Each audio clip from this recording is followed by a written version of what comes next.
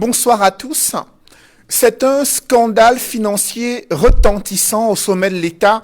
Des centaines de milliards de francs CFA ont été détournés des circuits de financement de la riposte contre la pandémie du Covid-19 au Cameroun.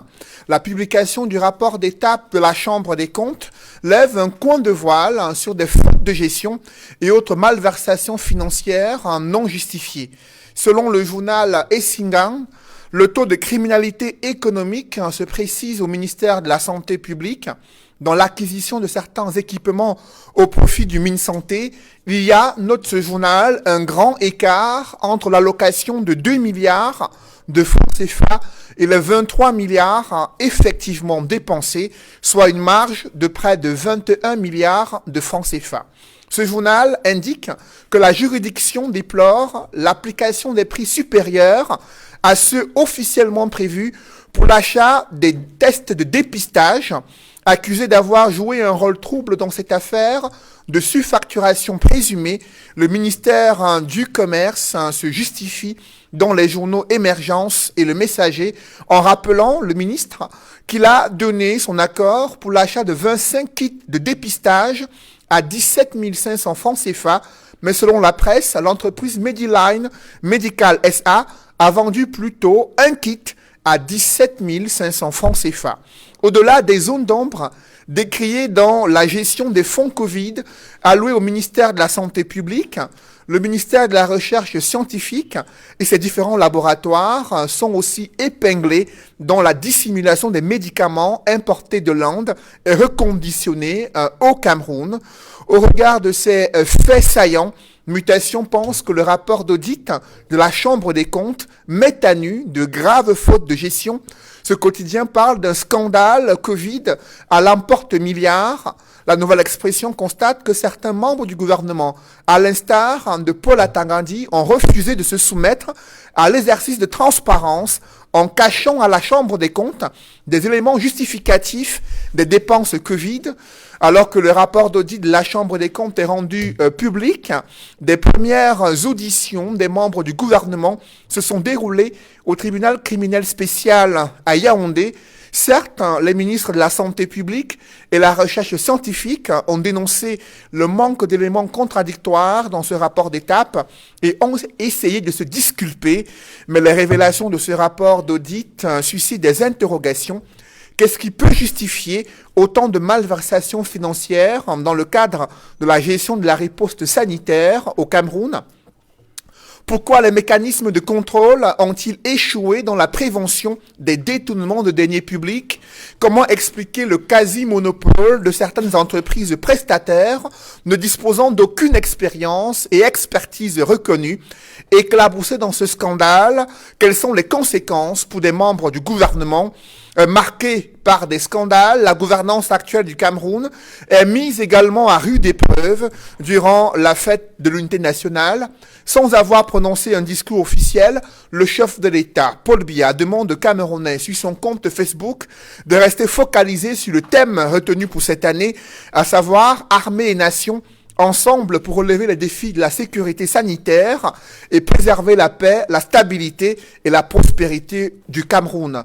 Cependant, que signifie cette fête de l'unité nationale au regard de l'état d'esprit des Camerounais et les préoccupations auxquelles ils sont confrontés? Autre préoccupation, quelles leçons tirer de la crise politique survenue à Banganté où de nouvelles tensions ont été enregistrées avant d'aboutir à l'élection du maire Éric Niat à la tête de cette municipalité.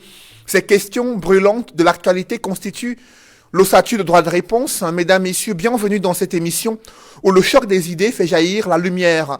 Et pour cette nouvelle édition de droit de réponse, je reçois sur ce plateau Maître Roland Diouf, qui est secrétaire national chargé des affaires juridiques et judiciaires au Mouvement pour la Renaissance du Cameroun. Maître Roland Diouf, bonjour. Bonjour Monsieur Noufélé, bonjour à mes copanélistes et bonjour aux millions de téléspectateurs de cette émission Droit de réponse. Comme de tradition, je souhaite adresser à tous nos camarades retenus otages de ce régime tous mes encouragements. Je souhaite particulièrement tous mes encouragements à nos amis politiques qui sont retenus dans les prisons de Douala et Nebel, celle de Yoko, celle de Kondengui, celle de Bafoussam. Merci d'être avec nous ce dimanche sur le plateau de Droit de Réponse. Il est éditorialiste au quotidien, La Nouvelle Expression, consultant sur Droit de Réponse. Il est avec nous encore ce dimanche, Edmond Kambia. Bonjour Edmond. Bonjour Cédric Noufélé, bonjour les copanélistes qui sont déjà sur ce plateau. Mes salutations fraternelles et cordiales aux millions de téléspectateurs fidèles de cette émission, ainsi que ma sincère affection. Sur le plateau de Droit de Réponse ce dimanche, le conseiller juridique national du SDF est avec nous, Maître Moustapha Ngouana. Bonjour. Bonjour Cédric, bonjour à mes copanélistes et bonjour également à vos nombreux téléspectateurs et particulièrement à mes camarades du SDF qui sont particulièrement fiers de l'activité d'un de leurs députés qui a été le premier à mettre à l'index une catastrophe économique qui est en train de frapper le Cameroun de plein fouet. Donc je suis particulièrement heureux que notre parti soit à l'avant-garde de cette actualité-là. Nous allons en parler dans cette émission. Il nous a rejoint ce dimanche, il fait à peine son entrée sur ce plateau. Il est parti de Garoua pour participer à cette émission. Le professeur Pascal Charlemagne Moussanga-Niamding, membre titulaire du comité central du RDPC, le parti au pouvoir. Professeur Pascal Charlemagne Moussanga-Niamding, bonjour. Osokojur, mi ovni godofu ha Garoua, ha Ngaoundéré ha Maroua. Mi ovni étudiant ha faculté sciences politiques befou. Mi ovni godo hado ha Douala ha Cameroun. Hado jontakam mi vi mi onu mi eti kam lamido Garoua Osokojur. Osoko parce que mi huwa bema a resavami mi ovni wakili. Je voudrais quand même rendre hommage à tous ces gens qui m'ont bien reçu au Nord et dire merci au Lamido et à tous les étudiants du département de sciences politiques du Master 2 parce que nous venons de terminer un programme vraiment intéressant et je voudrais aussi vous remercier, tous les copanélistes, pour cette invitation. Merci d'être avec nous ce dimanche. D'entrée de jeu avec vous, Maître Moustapha Ngouana, ce rapport d'étape de la Chambre des comptes sur la gestion financière de la riposte contre la pandémie du Covid-19. Lorsque vous l'avez parcouru, quels sont les faits saillants qui ont retenu votre attention? Je dois d'abord dire qu'à la lecture de ce rapport d'étape de la Chambre des comptes, c'est un rapport d'étape, donc on attend effectivement qu'il y ait un rapport définitif qui certainement va nous fixer de manière totale sur l'entièreté du scandale économique que nous sommes en train de vivre. Mais il faut dire qu'il y a une grande déception qui parcourt le citoyen que je suis et qui soulève une querelle d'interrogation. On se demande s'il s'agit de malédiction qui frappe les gestionnaires de la fortune publique au Cameroun. Parce qu'on ne peut pas comprendre que de l'argent qui soit mis à disposition pour pouvoir sauver des vies, l'argent, comme certains ont dit, l'argent des morts soit détourné par des personnes qui ont déjà tout reçu de la République. C'est des personnes qui figurent parmi les personnes les mieux loties de notre pays. Donc j'avoue que je me suis retourné la question dans tous les sens et je me suis bel et bien demandé la possibilité qu'a ce régime de pouvoir nous sortir de la pauvreté, nous sortir des difficultés que nous connaissons de nos jours. Donc c'est un rapport certes d'étape, mais qui relève des scandales à n'en plus finir. Parce qu'on se pose bien la question de savoir quels sont tous les principes qui régissent les droits des marchés publics ont été violés. Les principes d'égalité d'accès à la commande publique, le principe de transparence, tous les principes ont été violés. On se demande comment est-ce qu'on a pu attribuer des marchés à certaines personnes qui n'avaient aucune expérience et pour des montants d'une importance quand même exceptionnelle. Vous voyez une entreprise qui a quand même réussi à avoir plus de 20 milliards, qui a été créée en 2017, qui n'a pas de passé économique. Donc, c'est-à-dire que lorsqu'on fait un check-in à ses comptes bancaires, on se rend compte que l'entreprise en question n'a jamais posé par le passé d'actes d'une certaine importance. Solde nul. Et l'entreprise en question réussit quand même à gagner les marchés d'une vingtaine de milliards. C'est vrai, on va nous dire qu'il y avait urgence. L'urgence commandait cette que la procédure soit spéciale. Mais la spécialité de la procédure n'enlevait pas l'obligation à ceux qui étaient chargés de la conduite de respecter les règles de transparence, les principes qui gouvernent l'attribution des marchés publics. Donc, et vous allez voir cette entreprise-là. Et c'est un peu comme si vous avez un mécanicien de vélo à qui on attribue un marché pour dépanner un avion. Parce que ça peut c'est un premier coup.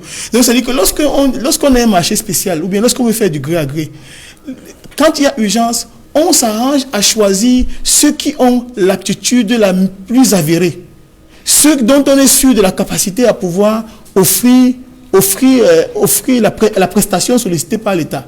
Mais malheureusement, dans le contexte qui était le nôtre, on a choisi les petits copains.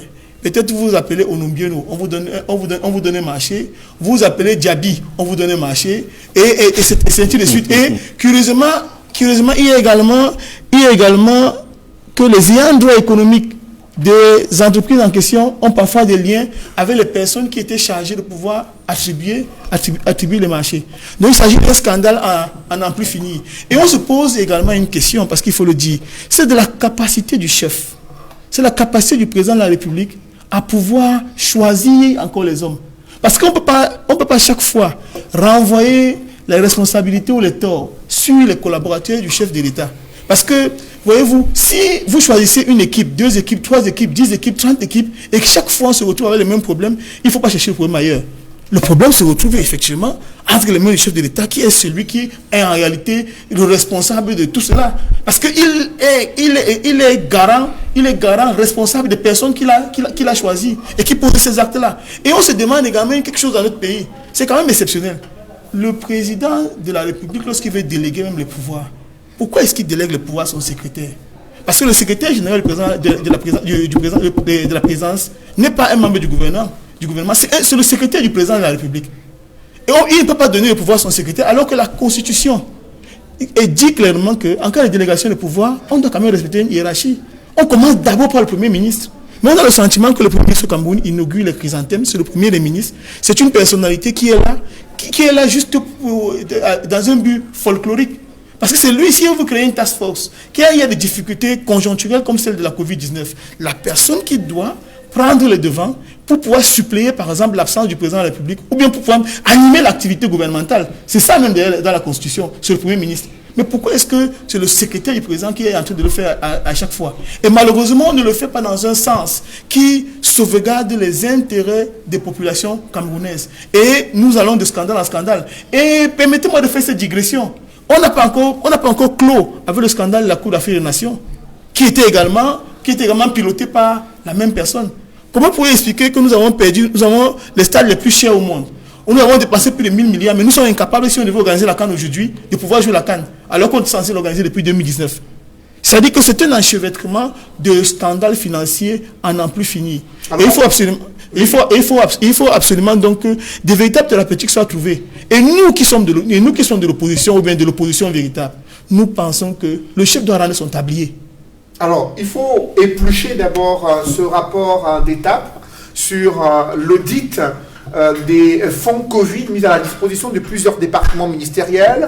Edmond Kamgia, il y a cette curiosité autour d'une entreprise prestataire qui a obtenu un quasi-monopole, pour reprendre les propos de la Chambre des comptes dans son rapport d'État, près de 24 milliards de francs CFA de marché obtenus auprès du ministère de la Santé publique. Cela représente environ 94% des crédits engagés pour lutter contre la pandémie du Covid-19. Et selon la Chambre des comptes, le Cameroun aurait pu économiser 14 milliards de francs CFA si les mêmes marchés avaient été octroyés à une autre entreprise prestataire qui proposait des prix moins exorbitants que ceux de l'entreprise Mediline SA incriminée dans ce rapport. Quelle est votre analyse à ce sujet? D'abord, il faut dire que c'est un constat qui a été effectué par l'enquête menée par la Chambre des comptes. Et cette enquête, comme le disait Maître Moustapha Ngwana, est un rapport d'étape. C'est-à-dire, c'est un rapport qui est basé sur un certain nombre d'administrations qui ont déjà pu être, qui ont fait l'objet de l'enquête de la Chambre des comptes. Il ne s'agit pas de l'ensemble des départements ministériels concernés. Donc il y a un certain nombre d'informations qui ne sont pas toutes les informations attendu dans le cadre du rapport final. Cela est important. Maintenant, sur l'objet de la question que vous posez, notamment sur le montant qui a été attribué à une société, à une entreprise, le montant est jugé effectivement pharaonique, colossal, et l'on s'attendrait à ce que, pour qu'il y ait un tel montant à une société, que celle-ci puisse justifier, n'est-ce pas, d'un fonctionnement, d'un engagement, des actes posés dans le passé ou dans le présent qui montrent qu'ils sont habilités à réagir par les prestations de la manière la plus efficace possible. Maintenant, il faut dire que ceux-là qui ont attribué des marchés à cette société, je crois qu'ils sont interpellés parce qu'ils sont impliqués dans la gestion des fonds Covid, notamment les fonds que le FMI, à travers les 180 milliards dans le cadre de la première phase, a alloués au Cameroun.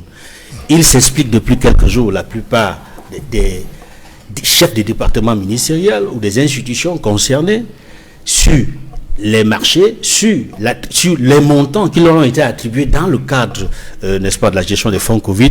Et il me semble que chacun de ces chefs de départements ministériels vont apporter les éléments justificatifs, n'est-ce pas, de l'utilisation de ces fonds-là.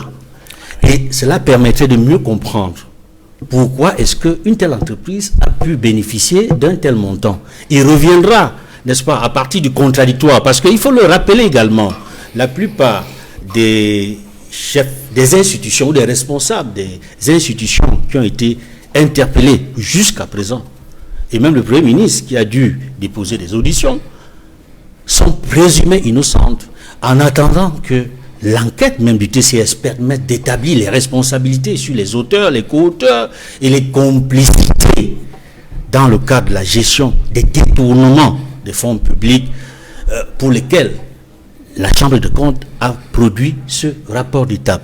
Cela dit, il faut situer le contexte dans lequel tout se passe. Le contexte est celui où, après une interpellation faite par un député du SDF sur la gestion des fonds de Covid par le ministre de la Santé, où lequel ministre a retrouvé, n'est-ce pas, un certain nombre de dérives pour lesquelles il faudrait apporter des précisions, cela a suscité, n'est-ce pas, au niveau de la communauté nationale, même de la communauté internationale, notamment des institutions financières, dont le FMI, la nécessité de voir si les fonds qui ont été alloués au Cameroun ont été bien gérés. Et c'est la raison pour laquelle nous nous retrouvons dans une situation comme celle-ci, où tous les Camerounais et tous les amis du Cameroun, quand il parle des amis du Cameroun, ce sont les institutions financières, ce sont les pays amis, veulent savoir s'il y a eu, quel a été le degré de transparence ou de manque de transparence dans la gestion des fonds du Covid.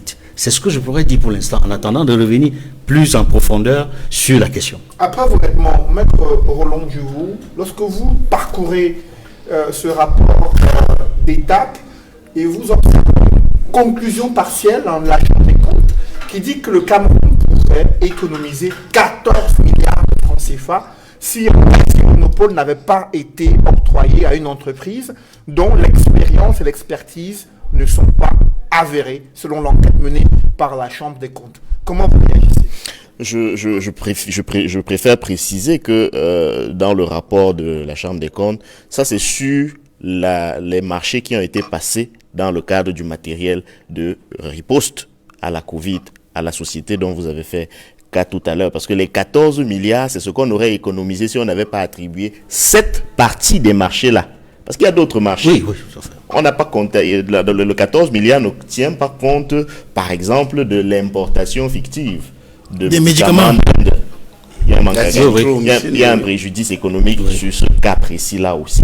Et d'autres cas comme ça. Donc, ce que je veux dire, c'est que non, ne minimisons pas le manque gagné à ce 14 milliards seulement. Il y a un énorme manque à gagner quand on lit de fond en comble ce rapport d'étape de la Chambre des comptes. Ce qui me donne le sentiment, et je vais manifester mon intérêt d'avoir suivi tout à l'heure Maître Moustapha Ngouagna. Est-ce que nous sommes maudits? Est-ce que nous sommes dans un pays qui est finalement incapable de montrer une certaine rigueur dans la gestion de la chose publique? Est-ce que nous ne digérons pas au lieu de gérer la chose publique? Est-ce que ce n'est pas devenu simplement un mode de vie quand on est au gouvernement du Cameroun. Évidemment que c'est un rapport d'étape, évidemment qu'il y a la présomption d'innocence, évidemment qu'on ne peut pas encore condamner les personnes qui sont épinglées dans ce rapport, mais j'aimerais quand même rappeler à l'attention des téléspectateurs que c'est la Chambre des comptes elle-même qui, dans sa conclusion, indique qu'il y a possibilité d'engager 30 procédures pour faute de gestion, déjà à ce stade-ci. C'est-à-dire que pour la Chambre des comptes elle-même, elle estime que environ 30 procédures pour faute de gestion peuvent déjà être engagées. Ce n'est pas moi qui le dis, c'est la Chambre des comptes elle-même. La même Chambre des comptes indique que 10 procédures concernant des faits susceptibles de constituer des infractions à la loi pénale peuvent déjà être engagées. C'est encore la Chambre des comptes qui s'exprime. Une autre précision, c'est de dire que le travail que fait la Chambre des comptes, même s'il y a la possibilité de faire des vérifications sur place, comme on le constate du reste quand on lit le rapport, c'est davantage un contrôle sur pièce.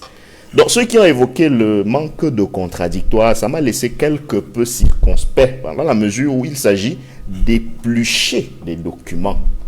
En fait, ce qu'on attend de ces administrations, c'est qu'elles mettent précisément ces documents, cette documentation à la disposition de la Chambre des comptes. Quand cela a été fait, la Chambre des comptes a un miroir qui s'appelle la loi. D'abord, celle qui organise le fonctionnement, le fonctionnement du budget au Cameroun. De la dépense publique. De la dépense publique de manière globale. Bravo. Et ensuite, les règles de son fonctionnement à elle-même en tant que chambre ou composition de la Cour suprême. Elle examine les documents qui sont mis à sa disposition à l'aune de ces règles de fonctionnement, de ces règles de la dépense publique et identifie ce qu'il y a comme écart. Et c'est sur la base de ces écarts-là qu'elle fait un rapport. Donc, le contradictoire ici, c'est comme si on estime qu'il s'agit d'un procès qui va être ouvert et que les uns et les autres vont expliquer pourquoi ils ont donné tel marché plutôt à telle société qui n'avait pas d'activité de 2017 à 2020. Non, il ne s'agit pas de ça. Il y a des règles qui président à la passation des marchés. Ces règles-là n'ont pas besoin de savoir si vous avez d'autres raisons particulières. Cela doit transparaître. D'ailleurs, parmi ce qui a été reproché notamment au groupe de travail, c'est qu'il y a absence de procès-verbaux de réunions ayant décidé d'attribuer tel ou tel marché. C'est-à-dire qu'on reproche aux gens simplement de n'avoir pas pu faire leur travail. Vous ne pouvez pas faire une réunion, un groupe de travail est mis sur pied par le ministre de la Santé publique. Lequel groupe de travail est supposé évaluer les soumissionnaires et déterminer ceux qui vont obtenir les marchés. Un groupe de travail fait des propositions de soumissionnaires ou d'adjudicataires sans qu'il y ait un procès verbal qui rende compte de quels sont les critères précisément qu'ils ont mis en exergue pour attribuer les 10 marchés, ne rend pas compte de ce qu'il y a eu comme débat au sein du dit groupe de travail. Et vous retrouvez dedans des adjudicataires qui ont des noms qui se rapprochent, à s'y méprendre, de ceux des personnes qui dirigent les 10 groupes de travail avec lesquels ils ont du reste, d'après le rapport de la Chambre des comptes, des liens de parenté. Et je serais pas surpris si on cherchait les bénéficiaires effectifs. Une autre notion, quand on veut veiller à la transparence dans la gestion des choses publiques, c'est qu'on ne regarde pas seulement, notamment le dirigeant social de la société dont il s'agit. On peut aller jusqu'à regarder ce qu'on appelle le bénéficiaire effectif. Mais je ne serais pas surpris que le bénéficiaire effectif soit toujours des gens qui tournent autour de la même galaxie, autour de la fortune publique ou autour de la prise en otage de la fortune publique. Donc, moi, je pense que sur ce point précis de ce qui est des, disons, entre guillemets, des responsabilités des uns et des autres, je crois que le rapport de la Chambre des comptes se passe de tout commentaire. Il me semble suffisamment éloquent. Par contre, on peut en tirer une conséquence sur le plan de la politique, simplement pour dire que moi, j'aimerais m'appuyer sur l'image du football que les Camerounais aiment beaucoup, même si je dois regretter que quand il faut utiliser ce football qu'on aime beaucoup pour raisonner, et notamment pour raisonner vis-à-vis de ce qui se passe sur le champ politique, les Camerounais font peut-être preuve d'un peu d'amnésie sélective. Si on fait l'allégorie du football appliqué à la gestion de notre pays, on peut dire que le président de la République, même de fait, comme celui qui est là actuellement, peut être considéré comme l'entraîneur. C'est le coach. Et il a une équipe qu'il met sur le stade. Une équipe qui est dirigée sur le terrain par un capitaine. Et ce capitaine s'appelle le Premier ministre. Et puis, on a l'impression au Cameroun que quand il a donné la liste des 11 entrants, il a désigné le capitaine, il ne regarde même plus le match. On a l'impression au Cameroun que l'entraîneur ne regarde pas le match. Qu'est-ce qu'il fait? Posez-vous la question, je me la pose aussi, je n'ai pas de réponse. Parce qu'on ne peut pas m'expliquer que tout cela se soit passé pendant tout le temps que cela a duré et que l'entraîneur n'ait pas vu. C'est un peu comme si vous dites que vous avez mis 11 joueurs au stade, ils se font les passes, ils marquent même dans leur goal, et vous, l'entraîneur, vous ne voyez pas. Non, c'est l'entraîneur le problème. D'ailleurs, au Cameroun, quand on va à une compétition sans l'avoir préparée, et qu'on a une contre-performance, c'est le peuple là qui généralement demande la démission de l'entraîneur. Je crois qu'en matière politique, il faudrait qu'on ait le même raisonnement puisqu'il y a analogie. L'entraîneur doit rendre son tablier et il ne manque pas de bons entraîneurs. Il n'en manque pas. La question du capitaine peut se poser. Oui, le Premier ministre au Cameroun, la pratique institutionnelle a montré qu'il s'agit simplement du premier des ministres. Je le plains du reste parce que, vous voyez, quand je lis ce rapport, il n'est pas sûr que lui-même soit à l'abri d'une interrogation parce qu'on dit qu'il a, par lettre circulaire, autorisé le ministre de la Santé à passer un marché qui ne respecterait pas les règles de la transparence, notamment des marchés publics. Dans ce cas de figure-là, monsieur le Premier ministre, qui n'a d'ailleurs pas eu visiblement le loisir de coordonner tout ce qu'il y a à coordonner. En plus, aujourd'hui, il y a une task force qui est logée ailleurs, au niveau du cabinet de monsieur le Président de la République, géré par ce qui pourrait être considéré comme son secrétaire particulier, parce que le ministre, secrétaire général de la Présidence de la République, c'est un rappel d'ailleurs, n'est pas membre du gouvernement. Il fait partie du cabinet du Président de la République, mais il n'est pas membre du gouvernement au sens constitutionnel du terme. Donc, lui qui n'a d'ailleurs pas la possibilité, le loisir de coordonner le gouvernement, risque de se faire auditionner par le procureur général du tribunal criminel spécial qui se trouve hiérarchiquement sous le ministre de la Justice qui est un membre de son gouvernement. Vous voyez à quel niveau on peut se retrouver en termes d'incongruité quand on assiste à ce mauvais match que nous livre l'équipe de M. Paul Biya et de son capitaine M. Dion Gouté. Donc, la conclusion à laquelle moi je peux aboutir, une conclusion provisoire évidemment, c'est que on n'a pas besoin de réfléchir de midi à 14h. On a simplement à constater que l'entraîneur de l'équipe Cameroun est un entraîneur incompétent qui, une fois qu'il a fait le classement des 11 joueurs entrants, se tourne et va se murer, va se cacher dans une tour d'ivoire où personne ne le voit. Et quand le FMI commence à crier, c'est à ce moment qu'il se réveille et qu'il se demande mais qu'est-ce qui se passe au stade? Quand il revient, il essaye de chercher 2 ou 3 kidam qu'il va offrir en holocauste à la vindicte populaire, sans que cette dernière phrase ne soit considérée comme une phrase d'exonération des responsabilités que peuvent avoir éventuellement ces derniers dans le scandale, le Covid-Gate, que nous sommes en train d'étudier aujourd'hui. Et le FMI a été contacté par Equinox Télévision dans le cadre de l'enquête sur le scandale lié aux malversations financières pour la gestion de la crise sanitaire. Professeur Pascal Charlemagne Messanga-Nyamding, un porte-parole du FMI, a confirmé que le gouvernement a pris des engagements après avoir contracté 203 milliards de francs CFA en 2 phases durant l'année 2020. Ces engagements étaient, la première des choses, publier les bénéficiaires, rendre publics les contrats et l'identité des bénéficiaires effectifs. Ensuite, rendre public les dépenses semestrielles des fonds Covid et un audit indépendant sur la gestion globale de la crise sanitaire. Pensez-vous que ce rapport d'étape a été fait sous pression du Fonds monétaire international? Quelle analyse faites-vous des faits saillants évoqués dans ce rapport? Je crois que il ne faut pas se tromper de débat, effectivement. Il s'agit d'abord d'un débat qui concerne le Cameroun et qui pose au cœur de la réflexion les questions de gouvernance. Je rejoins tous ceux qui m'ont précédé ici et qui l'ont évoqué. Concernant votre question, qui a deux volets, d'abord, est-ce qu'il y a eu pression du FMI?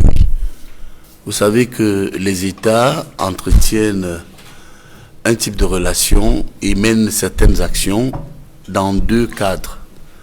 Le premier cadre est l'action bilatérale. Ce sont les relations que les États entretiennent avec d'autres États.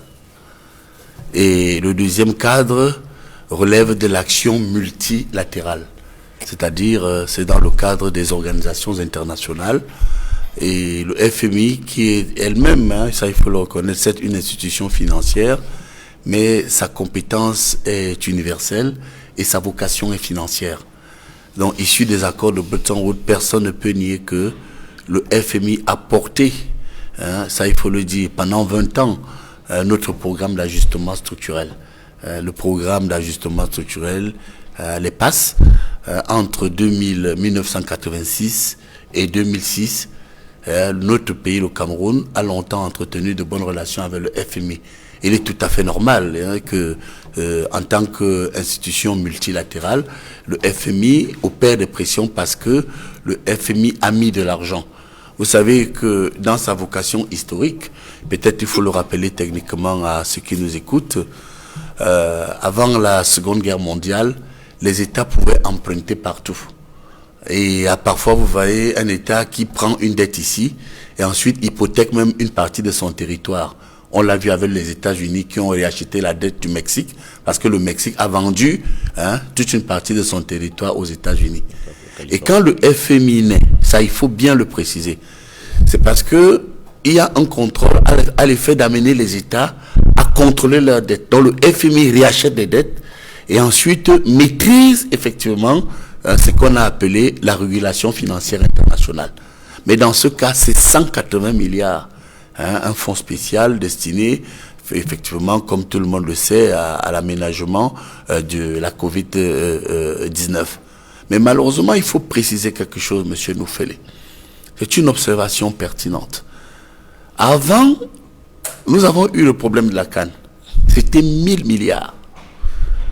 Et pourquoi 180 milliards pèsent plus que 1000 milliards. C'est parce qu'on estime, du moins certain, qu'on peut voler 1000 milliards aux Camerounais, puisque c'est notre argent, ça ne pose pas de problème. Mais dans le cas d'espèce, le FMI aimerait comprendre où est passé son argent. Dans la métaphore du capitaine, deuxième point, je voudrais dire à notre excellent maître, effectivement, que le capitaine est debout. Le capitaine est debout parce que... L'entraîneur ou le capitaine, professeur? L'entraîneur. Ah, et vous faites même bien d'ailleurs de reprendre. L'entraîneur est debout. Parce que je voudrais vous dire qu'il y a deux types d'entraîneurs. Ceux qui sont debout et qui parlent sans cesse. Mais il y a des coachs comme Mourinho et quelques-uns aussi parfois, quelques grands coachs comme Zidane qui s'asseyent et observent. Mais à la mi-temps, ils rappellent les joueurs à l'ordre. Vous avez vu que beaucoup ont déclaré le président Paul Biya fini. Et je puis d'ailleurs vous dire quelque chose. Il y a eu une certaine, dans la prise de décision, une certaine dérive, où certains prenaient même des décisions à la place du président de la République. Mais vous voyez qu'avec cette affaire de la Covid, avec ce qui arrive là, qu'est-ce que le capitaine, l'entraîneur demande aujourd'hui aux joueurs? Que chacun présente ses chaussures. Vous savez, quand j'étais gamin, il y a un film qui me passionnait, c'était Le Crépuscule des Crapules. Vous deviez être un peu plus jeune. Demandez aux gens nés entre 1965 et 70 comment était le film Le Crépuscule des Crapules. Là, je pense que le coach vient de capturer, du moins l'entraîneur, les crapules qui n'ont pas compris que lorsqu'on utilise l'argent, la dépense publique, comme vous l'avez si bien évoqué, il faut ce qu'on appelle un compte d'emploi. Il n'y a pas de compte d'emploi. Bon, à ce titre, je voudrais rappeler à ceux qui doutaient encore. Et là, vraiment, ils se sont moqués tellement des biaïstes, certains ont même cru que c'était une parodie ou un simple slogan, qu'aujourd'hui, mais cette affaire est beaucoup plus grave qu'on le croit.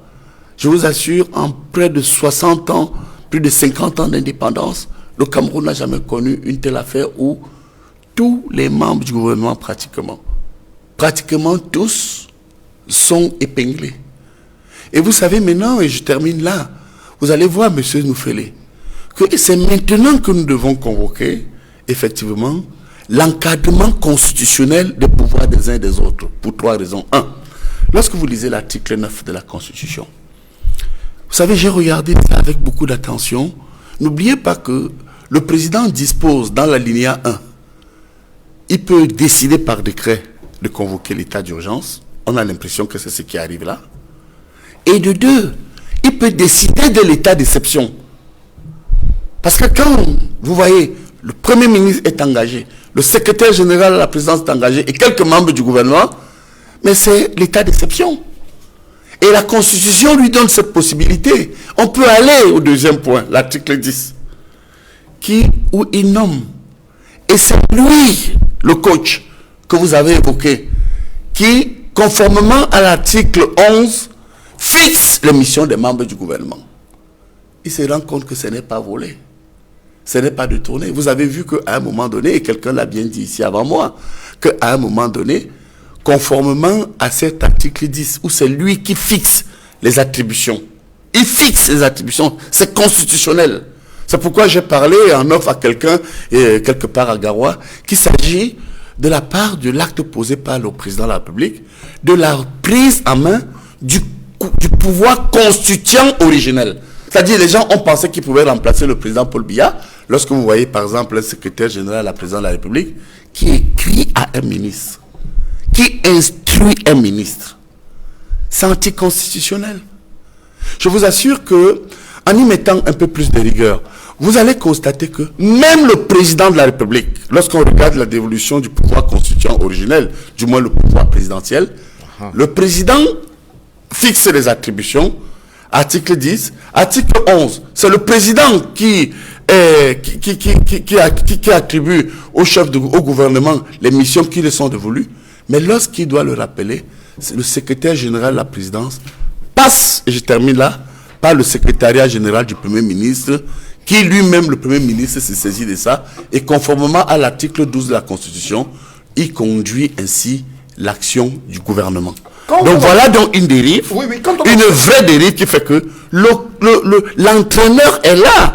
Alors beaucoup ont dit qu'il n'était pas là. Vous parlez d'un entraîneur qui est présent. Pourtant, Pourtant, les joueurs étaient chargés de veiller à ce que les Camerounais retrouvent une bonne santé ou bien soient protégés face à la pandémie de Covid-19.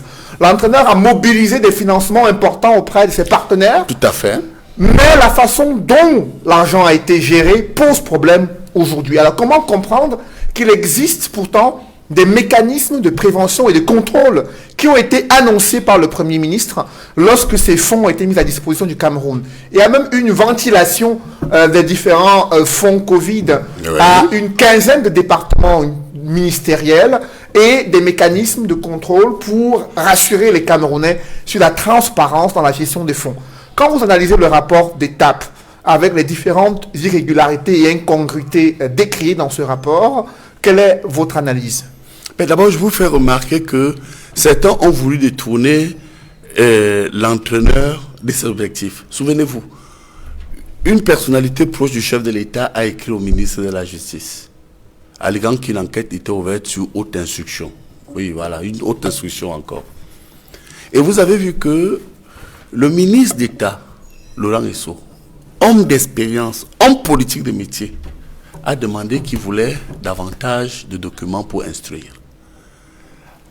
En relation avec votre question, quand on a donc retourné effectivement le rapport, parce que je voudrais quand même rappeler aux téléspectateurs ici, que non seulement il faut féliciter le président, du moins la Cour des comptes, parce qu'ils ont effectué, la Chambre des comptes, ils ont effectué un rapport de 23-24 pages, 22. Mais en un temps record, parce que ce rapport aurait pu être, lorsqu'on lit entre les lignes, un rapport de 400 pages. Vous vous rendez effectivement compte que dans ce jeu grave, il y a un problème. Il y a un problème. Et quand on y va, on va chercher plus loin, parlant des ministres. Mais monsieur Noufélé, que fait par exemple le ministre des Mines avec des fonds? Est-ce qu'on doit éviter aux mines d'attraper la Covid? A dit l'or, le diamant. Vous voyez un peu les métaphores? Et entre autres, je ne voudrais pas parler de ce qui se passe. Il est clair qu'il y a des crapules qui ont remis en cause, quelque part, les missions dévolues au gouvernement. C'est pourquoi je continue à penser, et je reviendrai là-dessus, que il faut tout de suite comprendre que dans la prise de décision, personne ne peut contester qu'il y a des dérives, et c'est de cela qu'il s'agit. C'est pourquoi quand Edmond Kamia, votre consultant, vous dit bien que, bon, ils sont encore jusque-là présumés innocents, il a raison. On attend donc, et ça il faut le dire, que en fait ça s'appelle le compte d'emploi, soit clair pour qu'effectivement, comme l'a dit Maître Djihou, la justice se saisisse effectivement du problème sur le plan pénal. En interrogeant Maître Moustapha Ngwana, un volet concernant l'aménagement des centres agréés Covid-19, il y a eu des bâtiments publics, des CANSIC qui ont été retenus par le gouvernement et qui devaient être aménagés pour mettre des Camerounais en quarantaine. Et là, la Chambre des comptes a observé une kyrielle de curiosité avec des fonds qui n'ont pas été entièrement dépensés et d'autres surfacturés. Quel regard portez-vous sur les intentions et la manière dont ce point précis a été géré? Voyez-vous, nous revenons carrément à la même situation. C'est que toutes les mesures qui ont été prises n'ont à aucun moment été implémentées. Ou si elles ont été implémentées, elles n'ont été que très partiellement. Il y a même des ministres qui ont refusé de transmettre de la documentation pour que la Chambre des comptes puisse travailler. Alors que de par la loi, ils sont tenus de transmettre les documents en question pour que la Chambre des comptes puisse faire son travail. Et quand vous parlez de tous les centres spéciaux qui ont été créés, il y en a même qui ont été créés dans des stades alors qu'on savait qu'il y avait de la canne. Il y avait la canne qui allait arriver et qui malheureusement ont dû être démantelés de manière précipitée. Il y a, comme je l'ai dit tout à l'heure, une question de cohérence dans l'action gouvernementale. C'est une question de cohérence dans l'action gouvernementale. On dit, vous allez réquisitionner les CANSIC. Combien de CANSIC ont été réquisitionnés? Combien de CANSIC ont été réquisitionnés? Quels sont les derniers qui ont été mis à disposition? Combien a-t-on véritablement dépensé? Il parlait tout à l'heure de compte d'emploi. On n'a aucun élément pour pouvoir, à ce niveau-ci, tabler véritablement. Parce que quand on parle, on a dit, c'est un rapport d'étape. Peut-être que lorsque nous aurons le rapport définitif, on aura suffisamment d'éléments pour pouvoir tabler sur ces questions-là. Mais pour l'heure, il est constant que les choses ont été faites à l'emporte-pièce, les choses ont été faites de manière approximative, et il est impossible à ce jour de pouvoir dire avec certitude ce qui a été fait de l'argent qui a été débloqué. Mais une chose est constante, c'est que les procédures ont été violées. Le rapport vous dit qu'il y a des fautes de gestion, au moins une trentaine. Le même rapport, parce qu'il faut le dire, à la Chambre des comptes, vous avez des magistrats hors hiérarchie. C'est des magistrats hors hiérarchie, donc ils sont au sommet de la hiérarchie. Et très expérimentés. Très expérimentés. Donc quand ils vous disent qu'il y a des procédures pénales qui vont être engagées, ce n'est pas juste des paroles qui sont avancées à l'emporte-pièce. Donc il y a quand même des éléments de certitude. C'est là où je rejoins mon ami Roland Djihou sur le fait qu'il s'agissait quand même d'un contrôle sur pièce. Parce que, et c'est pourquoi certains qui ont même vendu les dons qu'ils avaient reçus, se sont refusés à transmettre les documents qui allaient certainement davantage les compromettre. Parce qu'ils connaissent la conséquence de tout cela. Donc, s'il y avait eu transmission de documents, forcément, leur situation aurait été encore beaucoup plus accablante. Voilà. Mais il faut également dire une chose sur laquelle on n'est pas revenu tout à l'heure, c'est qu'aujourd'hui, il y a une certaine opinion qui va certainement vouloir, parce que le secrétaire général du ministère de la Santé n'est plus là, de vouloir tout mettre sur l'État. Le secrétaire chargé des pandémies. Bien sûr. Puisqu'il n'est plus le défunt Lamido. Comme le défunt Lamido n'est plus là, il y a déjà dans l'opinion comme une volonté de tout mettre sur sa tête, de tout mettre sur son dos. Il faudrait. Oui, mais attendez, sans vous couper. Même s'il n'est plus là, quelqu'un a ordonné et a mis en place un certain Djabi pour présider cette passation des marchés. Et vous allez voir que dans cet octroi, il y a Aboubakar et il y a, je crois, l'autre nom, Ousmane. Deux noms, Ousmane Djabi, Aboubakar Djabi. Qui a commandé ce monsieur? Je pense que mort ou vivant, on saura qui a écrit. Parce que l'ordre est venu de quelque part, d'ailleurs on l'a dans le rapport. Vous comprenez pourquoi le ministre d'État, Laurent Esso, qui est un fin politicien, et à un moment donné, à qui certains ont affecté une distraction en allant mentir qu'il n'assiste pas au conseil des ministres, alors que Laurent Esso est au conseil des ministres. Conseil de cabinet, mensuel. Bon, et c'était encore une stratégie pour tout flouer et discréditer celui qui, effectivement, voulait voir clair dans cette affaire. Moustapha Ngouana, vous avez la parole sur ce manque de cohésion gouvernementale où on voit l'implication de certaines personnalités logées à la présidence de la République et le Premier ministre qui ont du mal à s'entendre sur la stratégie de gestion de la crise sanitaire. Voilà. Est-ce que pour vous l'intérêt c'était de protéger les Camerounais ou alors d'ouvrir les vannes et se servir? Non, il est incontestable qu'il n'y a jamais eu de volonté d'engager une véritable riposte contre la Covid-19. J'ai parlé avec les hôteliers. Il y a des personnes qui sont allées, qu'on a mis en quarantaine dans certains hôtels. On vous dit à l'hôtel qu'il n'y a pas eu un seul malade parmi tous ceux qui ont été mis en quarantaine. Mais ça dit qu'il y a eu de bout en bout des volontés de pouvoir mettre la main dans la caisse. Et nous savons tous qu'au sein du gouvernement, ils sont nombreux qui ne peuvent pas s'adresser la parole. Et le professeur Messangan, qui est ici présent, ne dirait pas le contraire. Et aujourd'hui, tout cet enchevêtrement-là, sous cette orchestration de désordre, empêche de pouvoir obtenir un véritable résultat dans l'action gouvernementale. On vous dit que le secrétaire général de la présidence de la République ne parle pas avec le ministre de la Justice, ainsi de suite. Et c'est connu, et c'est un secret de polichinelle.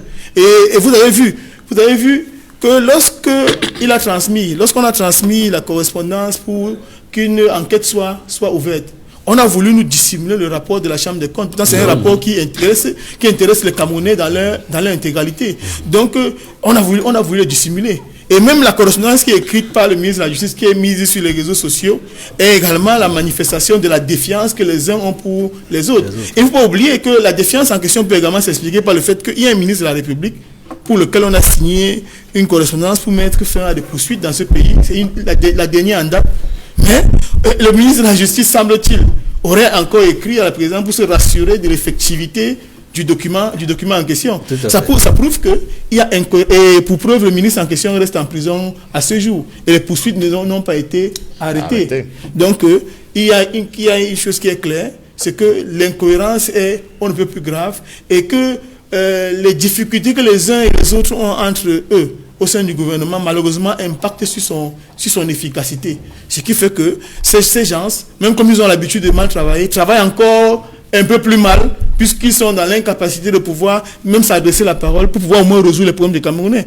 Parce que les hommes d'État doivent pouvoir se mettre au-dessus de la mêlée, au-dessus de leurs contradictions, au-dessus des difficultés interpersonnelles qu'ils ont. Au-dessus des règlements de compte. Bien sûr, au-dessus des règlements de compte, comme vous dites, pour apporter des solutions satisfaisantes aux problèmes que connaissent les populations. Et malheureusement, nous avons le sentiment que les populations sont abandonnées à elles-mêmes. Et que même les initiatives privées qui ont été prises par des formations politiques, je tiens à le dire, le MRC a pris des initiatives, et même le SDF à son niveau a pris sur le plan local des initiatives pour pouvoir aider, mais ces initiatives ont été combattues, découragées. Donc vous comprenez qu'on se pose la question de savoir si l'intérêt général, la chose publique, intéresse véritablement ceux qui nous gouvernent, si ce n'est s'enrichir au quotidien au détriment de nos populations, et c'est bien grave. J'aimerais qu'on s'intéresse à la production de la chloroquine, l'azithromycine, Edmond Kamgia. On a suivi un membre du gouvernement qui a annoncé que d'un claquement des doigts, le Cameroun serait capable de pouvoir fabriquer la chloroquine et l'azithromycine. Mais dans le rapport d'étape, il a indiqué qu'on a plutôt importé l'azithromycine, ces médicaments, et on a procédé à un reconditionnement dans des emballages achetés et imprimés, fabriqués par Zaneka et conditionnés par l'IMP, l'organisme qui avait donné les assurances qu'il était capable de fabriquer la chloroquine et l'azithromycine au Cameroun. Et la Chambre des comptes s'interroge sur les raisons pour lesquelles cette structure a importé autant de médicaments. Pourtant, cela revient à la Sénamé de pouvoir approvisionner le Cameroun en médicaments. Comment expliquer une telle situation? C'est le FIPAGRAS qui voulait fabriquer. Non, il faut dire ça au sérieux sur le plateau. Donc, effectivement, le rapport indique que la chloroquine n'a pas été fabriquée localement, n'est-ce pas? Alors qu'un budget de 4 milliards, notamment, a été mis à sa disposition. Il faut dire que Madame la ministre de la Recherche scientifique et de l'Innovation a nié avoir perçu ces 4 milliards dans le cadre de l'utilisation à cette fin.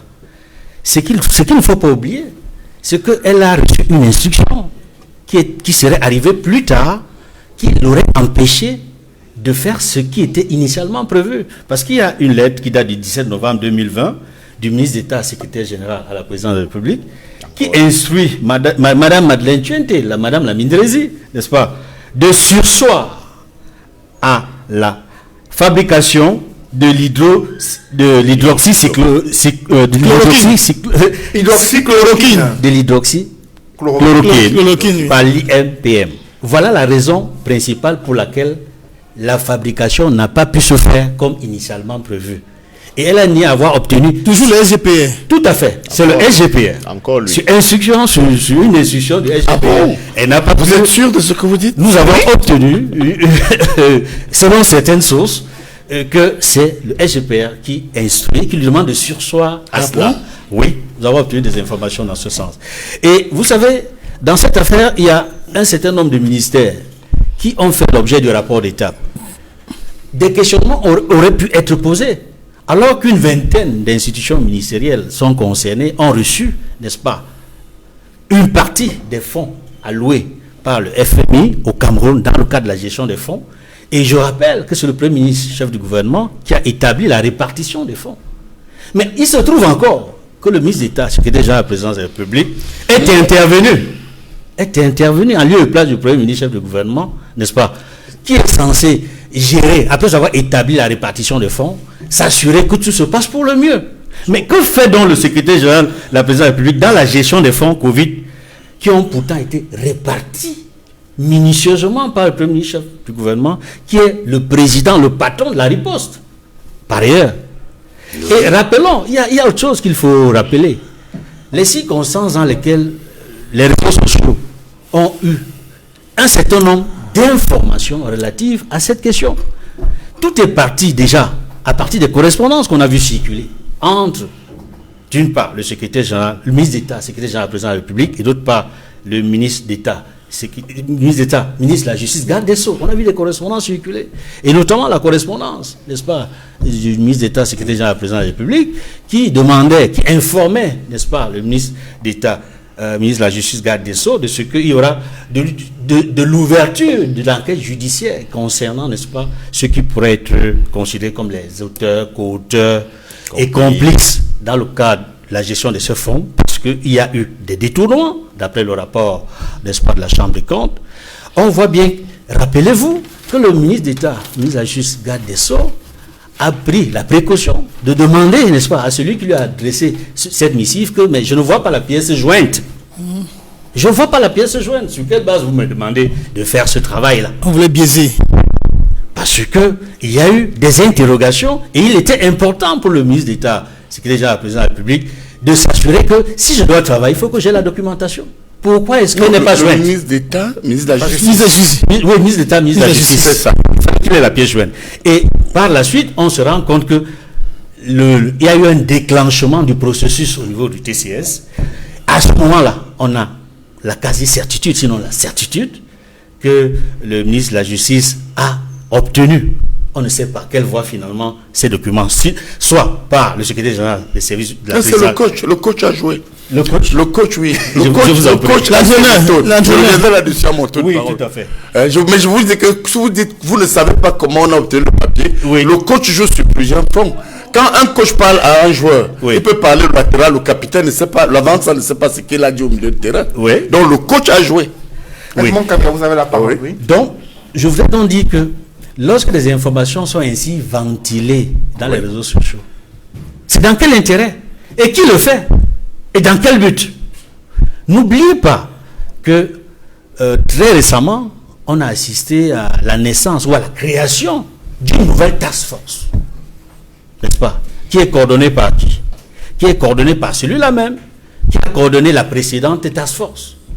relative à la gestion de la CAN et dont on attend encore aujourd'hui le bilan de la gestion. On ne sait pas comment a été géré les milliards dans le cadre de la CAN 2019 qui a glissé en 2022. Et aujourd'hui, on a l'impression, dans certains milieux, que le fait qu'il y ait eu une ventilation inhabituelle des documents sur les réseaux sociaux, le fait qu'il y ait eu un choix particulier pour le rapport d'État concernant un certain nombre de ministères, notamment le MINAT, notamment la santé, MINRESI, Éducation nationale. Pourquoi ces institutions d'abord, pourquoi pas d'autres également dans le premier rapport d'État?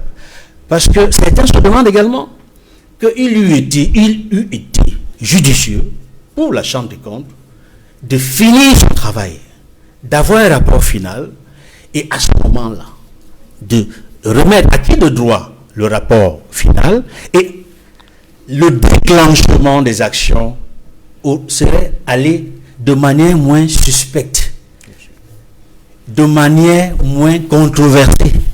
D'aucuns ont le sentiment aujourd'hui que la manière avec laquelle les choses se passent viserait à renforcer, à justifier le transfert, n'est-ce pas, de la gestion du fonds Covid, du ministère de la Santé, de la supervision du premier chef du gouvernement vers le coordonnateur de la task force qui s'occupe désormais, n'est-ce pas, de la gestion du fonds Covid.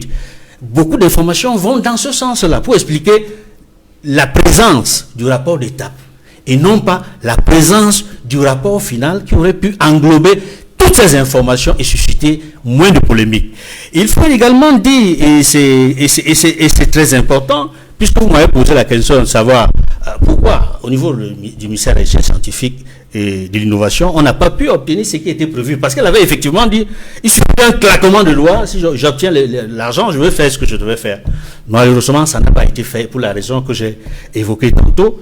Mais il faut dire également, Monsieur Noufele, que dans cette affaire, il y a un certain nombre de choses pour lesquelles beaucoup de gens vont se poser des questions. Parce que beaucoup se demandent aujourd'hui si les informations qui sont contenues dans le rapport d'État seront présentes ou absentes dans le rapport final. D'aucuns, selon certaines sources, nous font penser et dire aujourd'hui qu'il n'est pas certain que des informations qui figurent dans le rapport d'État aujourd'hui figureront dans le rapport final. Pour quelles raisons? C'est une interrogation que je mets sur la table.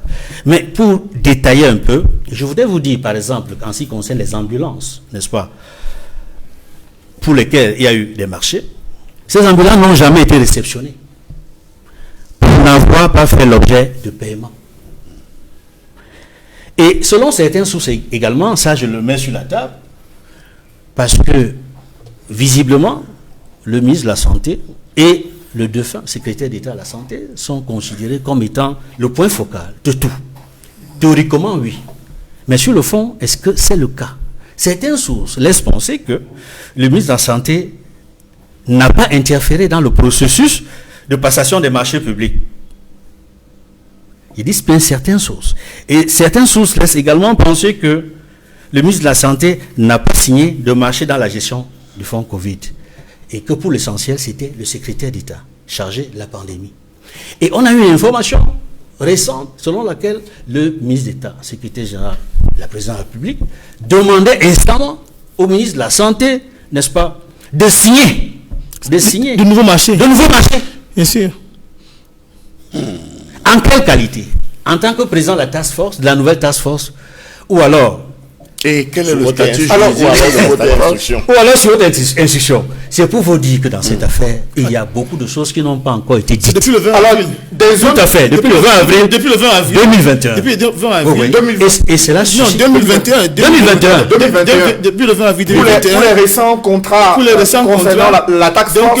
il écrit pour vous dire à qui est-ce que vous allez attribuer les les marchés. Il Donc, demande de signer. En réalité, le ministre de la Santé est un fait-valoir dans le cadre de cette opération-ci. Oui. Donc son avis n'est pas requis, alors qu'il Tout à s'agit fait, d'une tout à fait. activité qui relève de son ministère. Oui. De le SGPR, qui est le secrétaire du président, vient prendre la place d'une personne exécuter les fonctions qui ne sont pas les siennes en imposant. A dit qu'on passe sur le ministère des marchés publics, on passe sur le ministère de la Santé qui est le maître d'ouvrage dans le cadre de cette opération-là, et on lui dit voilà la personne à qui vous allez signer. Donc en réalité, s'il y a même un problème encore dans le cadre de ce nouveau marché, le ministre de la Santé va être exonéré. Parce que c'est lui qui a ordonné se trouve à la présidence de la République et qui aurait reçu, semble-t-il, les instructions du président de la République, ce qui doit être mis entre guillemets. Absolument. Mais avant la mise en place de la task force, il y a eu des marchés qui ont été passés dans le cadre des attributions de marchés spéciaux et lettres de commande spéciales. Pour autant, Maître Roland Djourou, il y a des promesses qui ont été faites aux Camerounais. Promesses de la capacité d'un pays à fabriquer des médicaments avec une production journalière d'environ 5000 médicaments qui devaient être fabriqués.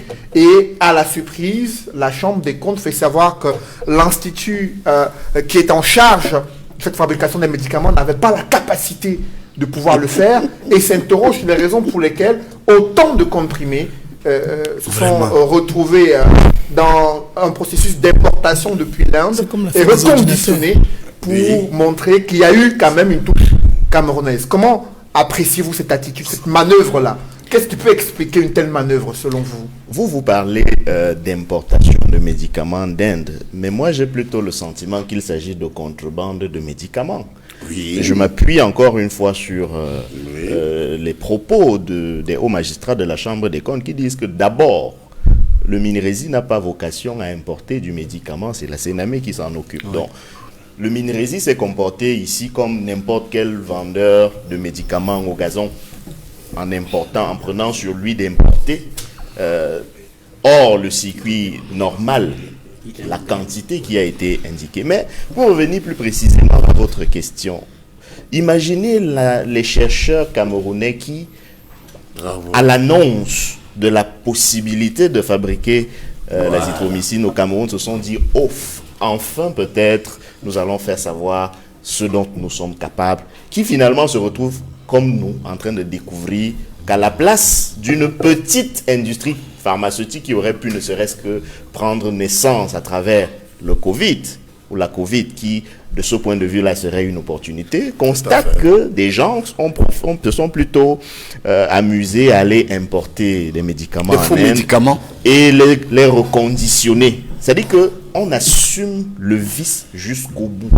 On n'a pas choisi d'importer le médicament seulement, on aurait pu importer le médicament en faisant savoir que c'est un médicament importé qu'on distribue. Bon, on fait croire qu'on l'a fabriqué sur place parce qu'on achète encore à l'étranger le conditionnement, on importe le médicament, on importe l'emballage pour reconditionner sur place et faire croire qu'on a fabriqué cette chloroquine sur place. C'est de la criminalité. Je crois que c'est un gang de malfrats qui nous dirige. Peu importe les raisons qu'on va évoquer, l'instruction a été donnée de sursoir, etc. Pour ma part, je pense qu'il y a quand même des problèmes sérieux à entendre même seulement qu'on puisse gérer un pays de cette manière-là. Parce que ceux qui d'ailleurs se cachent derrière les instructions, je peux prendre une autre allégorie. Je suis très heureux que l'allégorie du football ait été reprise presque en chœur sur ce plateau. Je reprends une autre allégorie, cette fois-là une allégorie militaire, pour dire que l'exécution des ordres suppose que l'ordre soit légitime d'abord.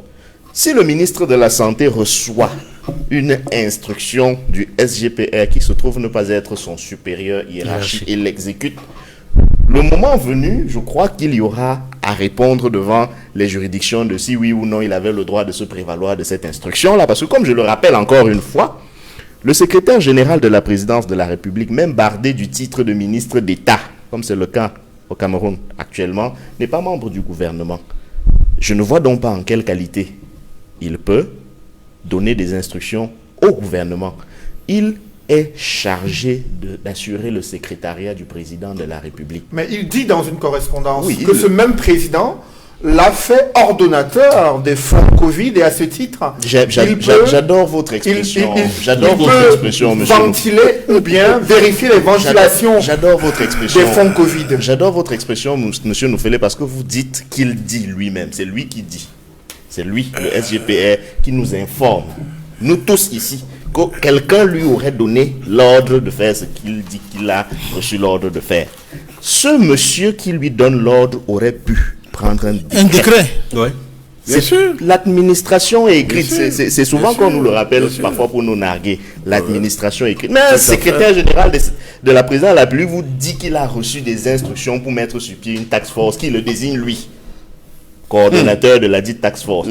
Il est Dieu finalement. Il n'y a que Dieu qui s'est créé lui-même. Parce qu'il n'y a que Dieu qui sait avant lui qui était et qui lui, de qui il tient ce pouvoir-là. Le secrétaire général de la présidence de la République au Cameroun est le seul à savoir si effectivement le président donne des instructions ou pas. Et il est le seul qui les répercute éventuellement. En ce qui concerne le cas de la task force précisément, il aurait été plus simple que cela fasse l'objet d'un décret présidentiel.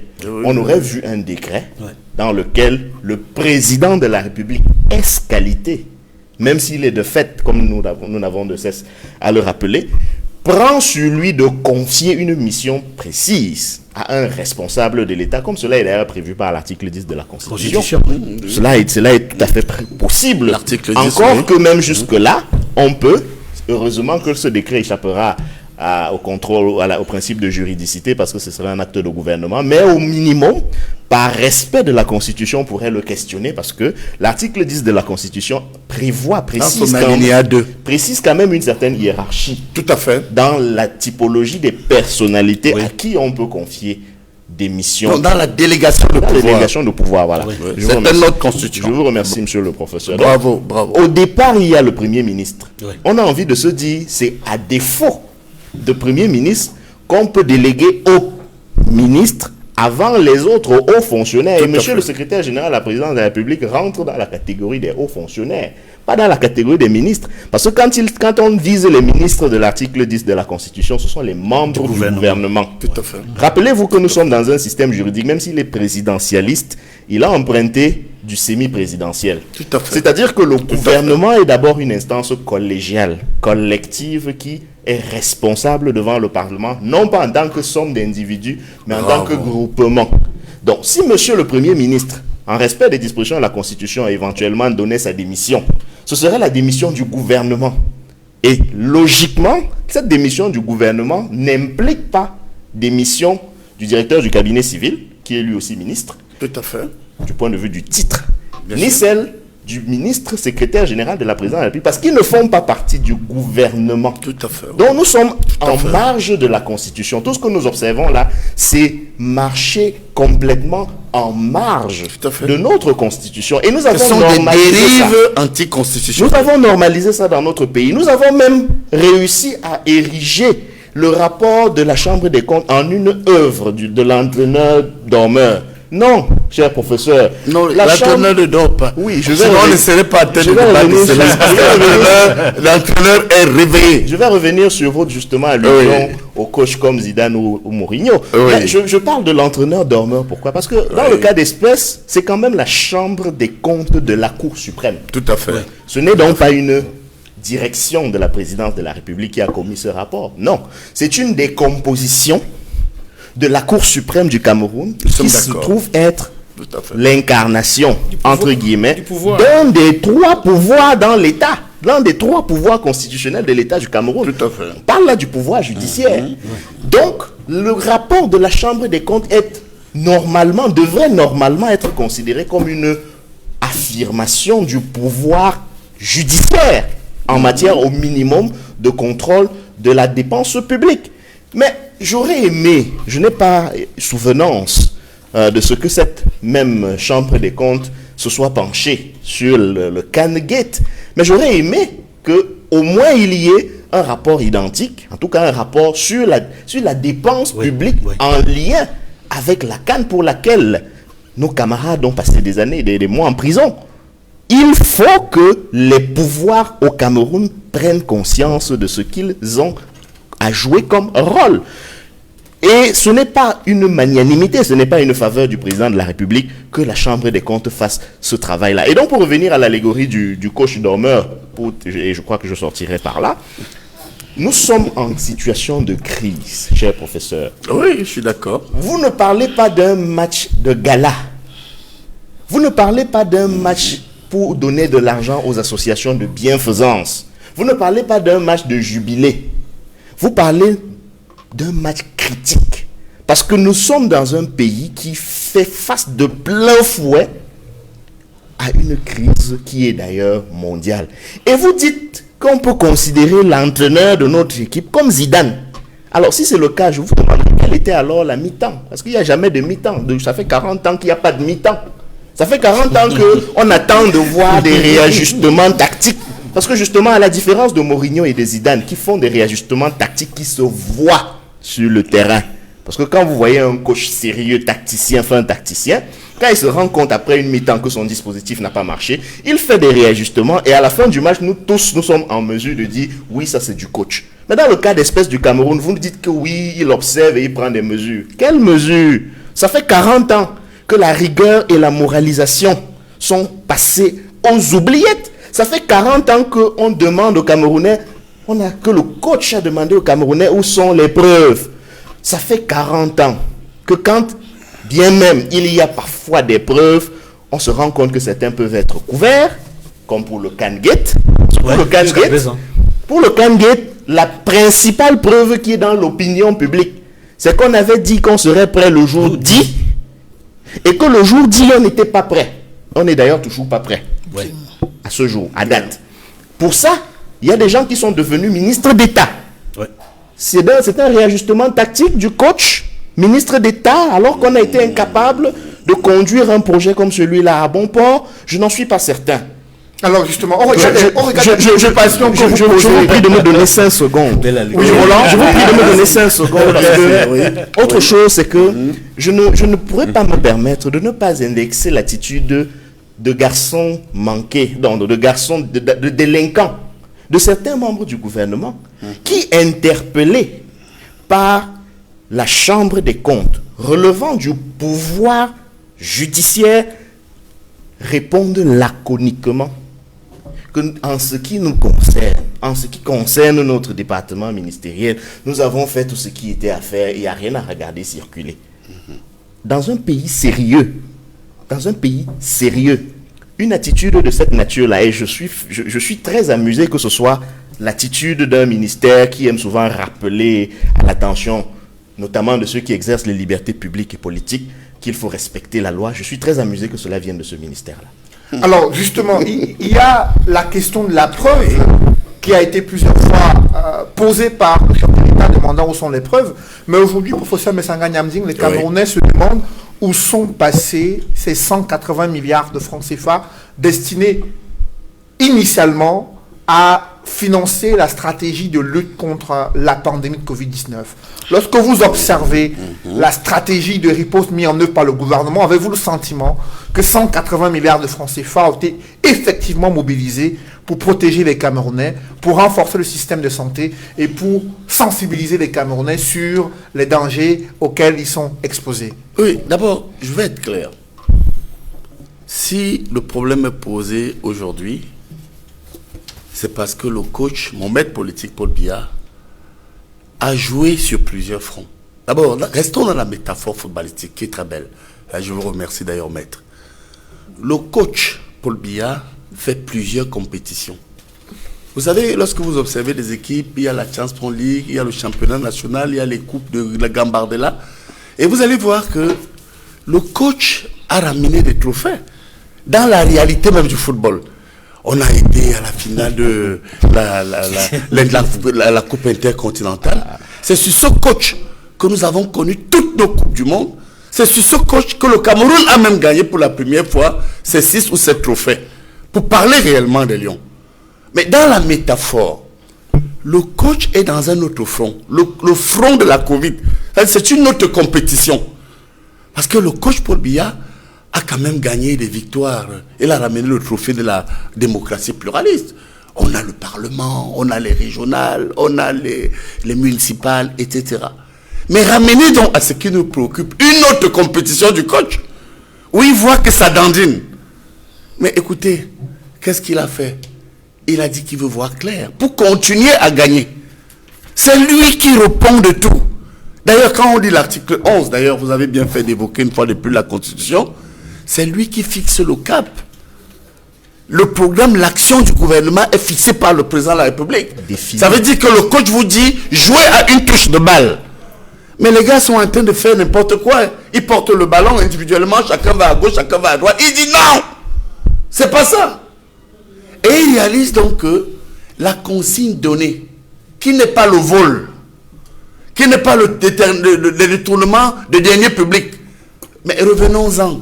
Prenons le cas de l'importation de la chloroquine sous emballage made in Cameroun. Qui a vu ça? Vous croyez que cette Cour des comptes peut totalement, quand elle agit, vous croyez vraiment que le ministre d'État Laurent Esso n'était pas informé avant? Et qu'en retour, le coach Paul Biya n'était pas au courant? C'est pourquoi, rappelez-vous, maître, et vous avez raison, Paul Biya leur a dit un jour, il faut laisser la politique aux politiciens. Ses collaborateurs qui l'entourent ne sont pas des hommes politiques. Je pense que le problème aujourd'hui, c'est qu'ils ont oublié quelque chose que peut-être vous avez dénoncé, mais qui nous sert en termes d'expérience. 62, 2020, ça fait près de 60 ans d'expérience de coaching, donc d'hommes politiques. Et regardez comment sans résultat les a pris comme des petits enfants. Sans résultat. Et non, il y a des résultats sur certains points. Écoute, on a dit qu'il y a des trophées qu'on a ramenés. Oui, même le simple... Prenons seulement le trophée de la démocratie. Cher professeur, oui, les trophées sont, dans mon allégorie, assimilés au simple fait de porter un maillot. Non, non. Sinon, on ne serait pas en train de débattre librement ici. Je reconnais une chose que je voudrais partager avec vous.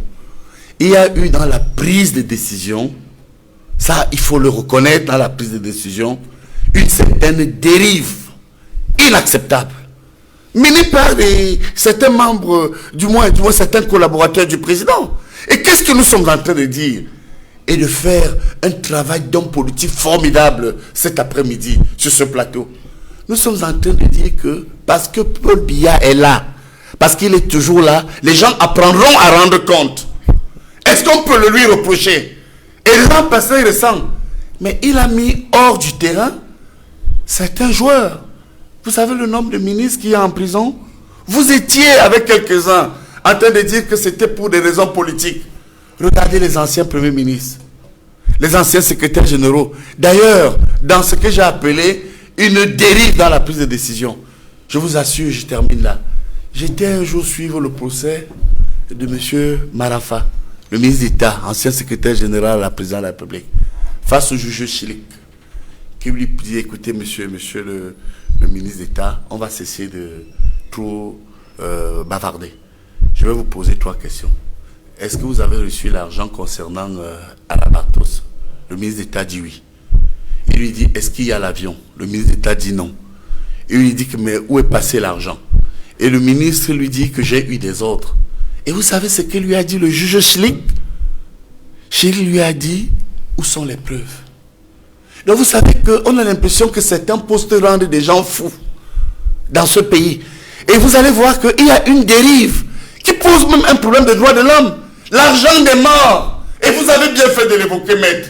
Lorsque vous allez chercher dans la prise d'initiative de certains qui fabriquaient traditionnellement le médicament, on a le Ngulbetara, on a bien d'autres, Cléda. Ouais. Est-ce que cet argent ne pouvait pas servir? Je vous montre jusqu'à quel point nous avons des criminels autour du chef de l'État. Un grand de malfrats. Allons-y, on le dire. On doit le dire. Vous avez vu d'entrée de jeu, en tant qu'homme politique, comme vous, qu'on laisse enfin les hommes politiques faire de la politique. J'ai été le premier à dire que, et je suggère, vous voyez que moi je ne viens pas seulement sur un plateau, dénoncer, crier, bavarder. Moi je suis pour que, au regard de ce cas grave, mais que le président active l'article 9, pour ceux qui nous regardent, alinéa 2 de la Constitution. Pouvoir d'exception par décret. Moi je le souhaite. Mon souhait est que Paul Biya dise dès demain, le plus tôt possible, état d'exception. Et pour quelle raison? Mais parce que... Pour parvenir à quelle fin, concrètement? Mais il y a ce qu'on appelle le Covid Gate. Vous savez, on a eu l'affaire du sang contaminé. Lorsque Maître Ndjou, vous voyez qu'à un moment donné, il peut y avoir consensus entre nous, évoque avec brio et avec pertinence l'importation des médicaments. Moi, j'ai entendu. Dites-moi que je ne vois pas bien, oui. Mais de mes oreilles là, j'ai entendu dans mes oreilles là, un ministre dit, on fabrique la chloroquine, ce n'est pas vrai, maître. Moi j'ai entendu ça. Et est-ce que vous,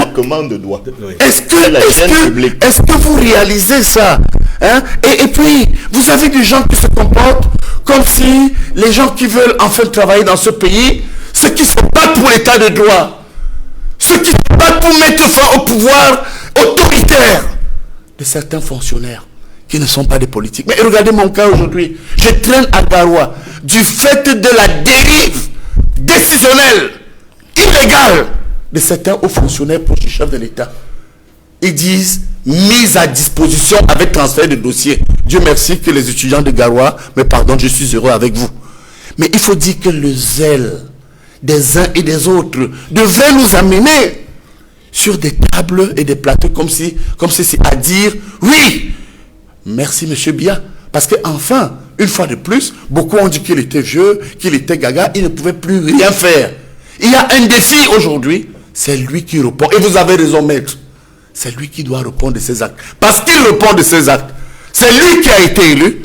Nous nous en réjouissons qu'aujourd'hui, il prenne totalement ses responsabilités à l'effet de rappeler à ceux qui ont à un moment donné usurpé dans la prise de décision, en croquant gravement l'argent de la Covid, ce que j'appelle maintenant, et nous pouvons maintenant appeler les crapules, qu'ils répondent de leurs actes.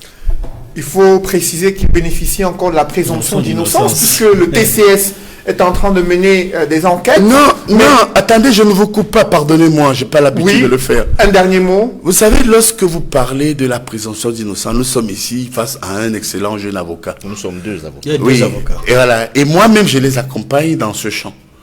Il faut bien rappeler, et entre les lignes, les experts en droit vous ont quand même rappelé que le rapport les incrimine. C'est pas ça, maître. Entre les lignes, lisez bien ce rapport. En tout cas, en ce qui concerne... Vous allez voir que des manquements jusqu'à 14 milliards. Mais mon Dieu, moi je suis un homme politique. Et je vais faire de la politique jusqu'au bout. N'est pas neutre. Et on vous a démontré que... Et d'ailleurs, monsieur Noufélé, il y a un autre élément. Peut-être parce qu'on dit que nous sommes colonisés, nous avons peur du FMI, quand il s'agit de l'argent des Blancs, tout le monde panique. Bon, laissons les 1000 milliards de la canne, de gré à gré. Mais dans cette même affaire, il y a eu des dons privés. Vrai ou faux? Tout à fait. Et le rapport de la... Vous comprenez? Des comptes... Il y a des dons privés. Et ces dons ne sont pas mentionnés. N'oubliez pas que Paul Biya, mon maître politique, a eu à faire un don de 2 milliards. Vous voyez que quand nous parlons d'une dérive dans la prise de décision gloutonne. Je dis gloutonne parce que des Camerounais meurent. J'ai des amis qui ont été enterrés en Kolfoulou. C'est un joug avec les morts au Cameroun. C'est un crime si cela est avéré contre l'humanité. Ils doivent être punis. Ils doivent être punis et mon parti, le RDPC, je voudrais que plus que jamais ils apportent leur soutien au président Paul Biya parce que c'est inacceptable. C'est criminel. Vous vous rendez compte? Alors que des jeunes ici sortent des universités, viennent de l'extérieur, avec des diplômes, n'ont pas d'emploi. Les étudiants au Cameroun n'ont pas de bourse. Et vous voyez des gens s'amusent comme ça avec des fonds. Mais écoutez, il faut arrêter ça tout de suite. Et pour ce fait, je félicite l'action du chef de l'État et tous les hommes politiques. Et singulièrement, enfin, je voudrais saluer aussi l'action du député Niqueux. Même si vous voyez, je suis membre du comité central du parti, il faut savoir mettre en conjonction nos efforts pour traquer les crapules. Lorsque Niqueux, parce qu'il faut le dire, il y a, lorsqu'on parle de Covid au Cameroun, il y a des causes lointaines et des causes immédiates. Tout à fait. La cause lointaine, c'est Niqueux, qui, comme le SDF, nous a accompagnés dans le Mouchipou Gate. Et rappelez-vous, c'était le SDF. Ouais. Là, Niqueux qui, rappelez-vous, il y a 3 mois, c'est qui m'a valu toute cette faute. Lorsque sur ce plateau, j'ai dit oui, il fallait approuver ce que dit Niqueux. Et vous voyez que c'est Niqueux qui a sensibilisé donc, c'est Niqueux. Parce qu'à l'interne, ils ont été autistes. Mais ils ont oublié qu'il y a la communauté internationale. Et le FMI a dit, mais tiens, il y a quelque chose qui se passe quand même là. ils ont saisi qui de droit et on a tout ce qu'on voit aujourd'hui. Alors justement, Maître Moustapha Ngouana, le député Jean-Michel Niqueux appelle à la démission des membres du gouvernement impliqués dans ce scandale financier et ceux dont les départements ministériels ont été cités dans ce premier rapport d'État. Pour vous, quel en serait l'intérêt et quelles pourraient être les conséquences lorsqu'il y a autant de scandales financiers dans la gestion financière de la crise sanitaire? En réalité, c'est le minimum pour cette personne-là de démissionner.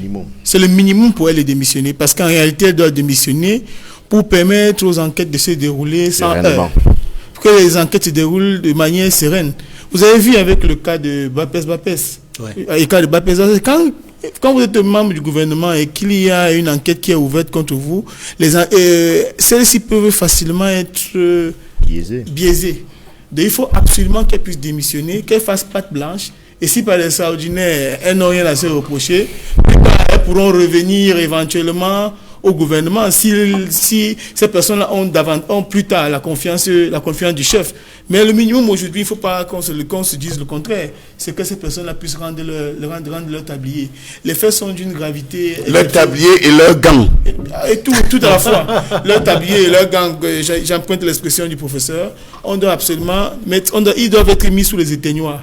Et il faut que les enquêtes pénales qui ont été évoquées, les 10 plaintes qui ont été évoquées par la Chambre des comptes puissent absolument être mises en branle dans les meilleurs délais. Encore qu'ils ne bénéficient pas d'une immunité particulière. Voilà. Ils n'ont pas une immunité particulière, donc on devrait ouvrir. Mais seulement, pour un minimum d'élégance et de cohésion dans l'action gouvernementale, il faut que ces gens rendent leur tablier pour que les enquêtes se fassent convenablement. Mais je voulais également dire, c'est peut-être une digression, je pense que il y a le groupe de travail des Nations Unies sur l'arrestation arbitraire qui avait dit que le ministre Manafa n'a rien fait de tout ce qu'on lui reprochait. Oui, donc, contrairement à ce que dit le professeur, donc il faut qu'on puisse également rappeler cela pour qu'on n'ait pas le sentiment qu'on est venu faire une émission pour accabler les gens qui sont... Non, c'était une métaphore seulement en termes de preuves. Lorsqu'il a... Parce qu'il avait aussi ce qu'on appelle à l'époque la délégation de signature. Il faut comprendre que la délégation de signature, ne signifie pas délégation, prise même de pouvoir. Oui. Vous comprenez? Donc je ne juge pas l'acte dont a été victime le ministre d'État Marafa, pour qui j'ai beaucoup de respect. Mais je vous rappelle tout simplement qu'on lui a demandé que vous dites toujours qu'on m'a dit. Oui. Et le juge lui dit où sont les preuves. Oui. Parce que personne ne peut prouver que c'est le président Paul Biya qui donne toutes ces instructions au point de demander que certains ministres prennent des marchés. Alors, déroulons le fil conducteur de cette émission avec vous, Edmond Kangia. En quelques mots, on a vu cette semaine une nouvelle élection à la mairie de Banganté. Il y a eu encore une candidature face à celle d'Éric Niat. Et le préfet n'est pas allé aux élections. Il a laissé les mandataires du parti au pouvoir et les conseillers municipaux trouver un terrain d'entente. Il y a eu plus de 6 heures de conciliabule à Banganté. Finalement, en début de soirée, Éric Niat a été élu maire. Mais il y a eu au moins une bonne partie des conseillers municipaux qui s'est abstenu de voter, de se prononcer sur l'unique candidat présenté à ce conseil municipal. Comment appréciez-vous l'attitude des autorités administratives et qu'est-ce qui peut expliquer cette nouvelle tension alors que le mandataire avait indiqué au préfet que tout était revenu dans l'ordre dans ce conseil municipal? Ce qui s'est passé à la commune d'arrondissement de Banganté, nous l'évoquons ici régulièrement sur le plateau, ça fait au moins 3 plateaux déjà, que nous suivons de près, n'est-ce pas? J'allais dire les feuilletons, jusqu'au dénouement de l'élection du maire de cette commune d'arrondissement.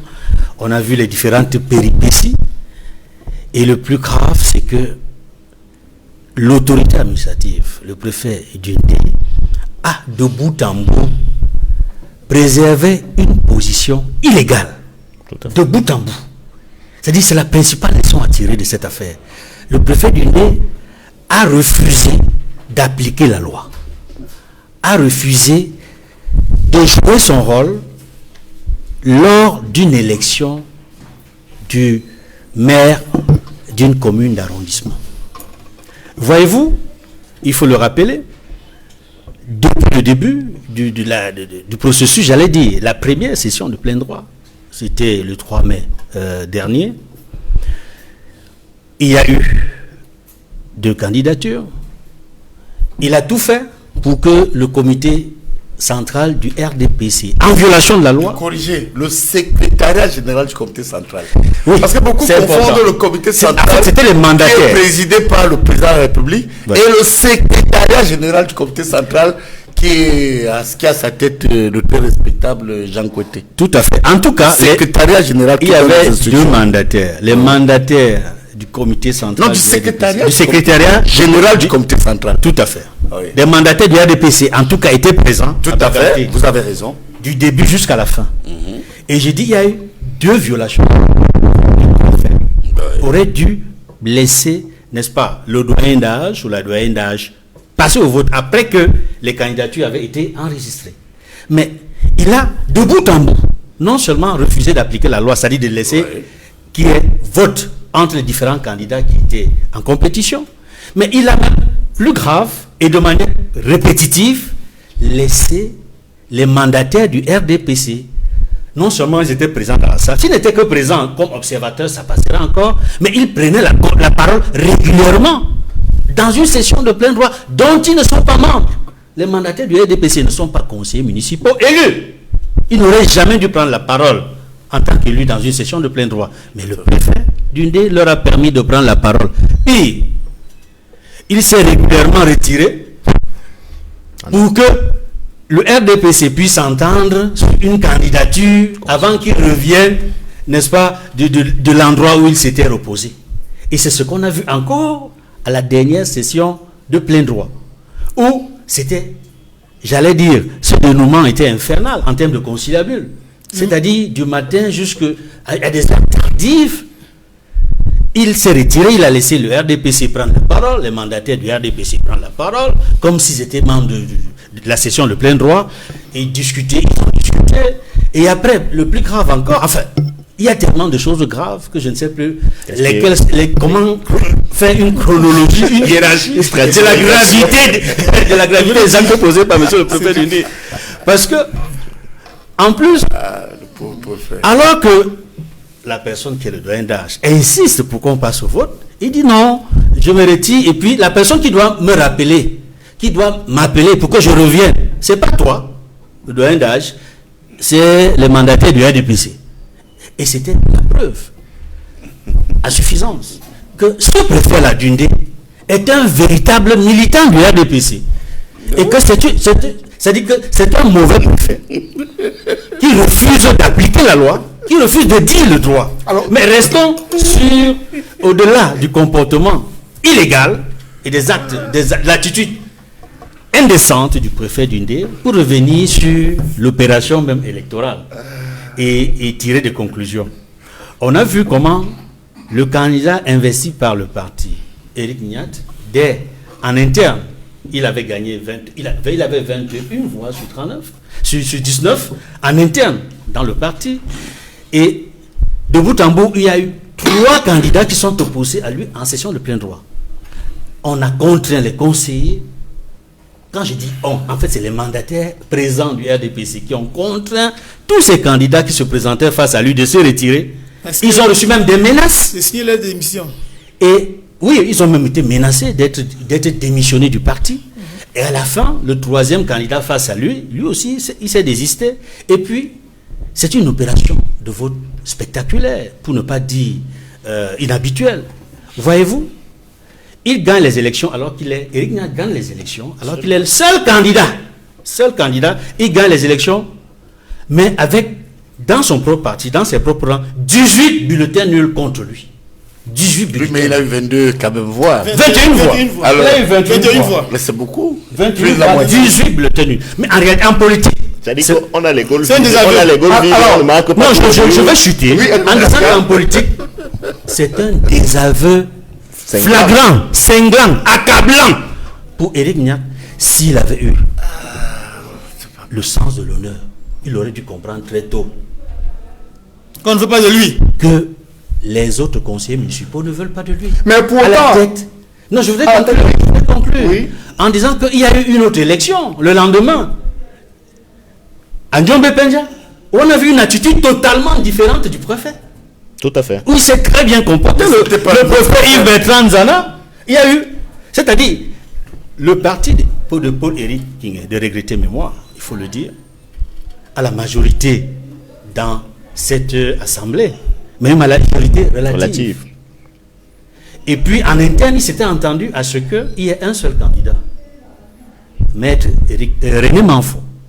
Mais arrivé à la session de plein droit, un autre candidat de son propre parti s'est signalé. Sa candidature a été enregistrée.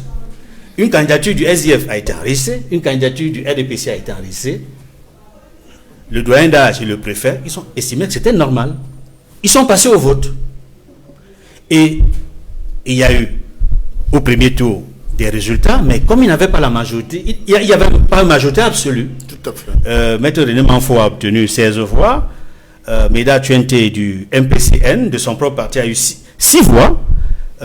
Kaak du SDF a eu 4 voix. Tout à fait. Sasso du RDPC a 8 voix. Mais on a donc pris les 2 premiers arrivés en tête qui sont passés au deuxième tour. Au deuxième tour, le candidat Maître René Manfo a obtenu 28 voix contre 7 voix pour le candidat du RDPC. Et c'est cette victoire qui a été démocratiquement entérinée par le doyen d'âge qui présidait la cérémonie et par le préfet qui assurait la régularité, n'est-ce pas, la légalité Du scrutin. Oui. Et il s'appelle M. Yves Bertrand Nzana. Nous le félicitons. Profil haut, M. le préfet du Mongo. alors justement, Profil bas, monsieur le préfet du Ndé. alors deux préfets, Et profil Deux haut. attitudes. Il y a également dans le passé, avant la bonne attitude du préfet du Mongo, une situation similaire s'était déroulée dans le Djamaré. Profil haut également au préfet du Djamaré. alors je voudrais vous interroger, Maître Moustapha Ngwana, deux attitudes différentes des préfets du Mongo et du Ndé sur les mêmes cas, à savoir l'élection de maire après le décès de celui qui était en fonction. Comment appréciez-vous ces différentes attitudes? Est-ce que les enjeux étaient plus importants à Banganté qu'à la mairie de Ndiombe-Pendja? Comment et quel regard portez-vous sur l'attitude de ces bulletins nuls enregistrés au terme de cette session de plein droit à Banganté? Il faut savoir que lorsqu'il s'agit du RDPC, l'administration a une attitude particulière. Je suis conseiller municipal à Douala 5e. J'ai été à l'élection du maire de la ville de Douala. On a assisté à un scénario similaire où on a dû renvoyer l'élection parce qu'il n'y avait pas d'entente au sein du RDPC. Il y avait le maire Lengue Malapa qui s'était présenté contre le maire de la ville actuelle. On a dû assister à des messes de minuit à n'en plus finir. Donc il faut dire que lorsque les enjeux concernent le RDPC, l'administration a une attitude particulière. Il ne faut pas oublier que c'est M. Claubert Chatat qui a carrément instruit au préfet quel jour l'élection devait avoir lieu. Tout à fait. Il ne faut pas également oublier qu'il y a un sous-préfet à Bazou. Oui. Il y a un sous-préfet à Bazou qui par correspondance s'est plaint de ce qu'on l'empêchait de faire gagner le RDPC à Bazou. Voilà. Ah bon? Bah oui. Ce sont des faits qui sont déroulés au Cameroun. Ce que vous devez noter, c'est que le préfet n'a pas le pouvoir même de renvoyer la session de plein droit. Tout à fait. Il n'a pas le pouvoir de renvoyer. Oui, je dis juridiquement, il n'a pas le pouvoir. Vous avez raison. Il n'a pas le droit de renvoyer la session de plein droit. Lorsque la session de plein droit est convoquée, tient, ouais. dit l'article 114, on se rassure qu'il y a 2/3 des membres. Tout à fait, le quorum.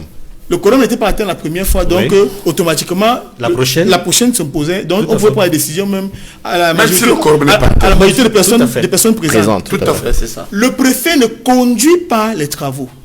Lorsqu'on commence, on désigne le bureau d'âge. Tâche, tout à fait. Le plus ancien Président, et le plus jeune. Le plus jeune. Alors, ce sont les deux qui conduisent l'élection de bout en bout. Et ce sont eux également qui ont le loisir, ici, cela est nécessaire, de renvoyer. Mais ici, c'est le préfet qui a pris une place qui n'était pas la sienne.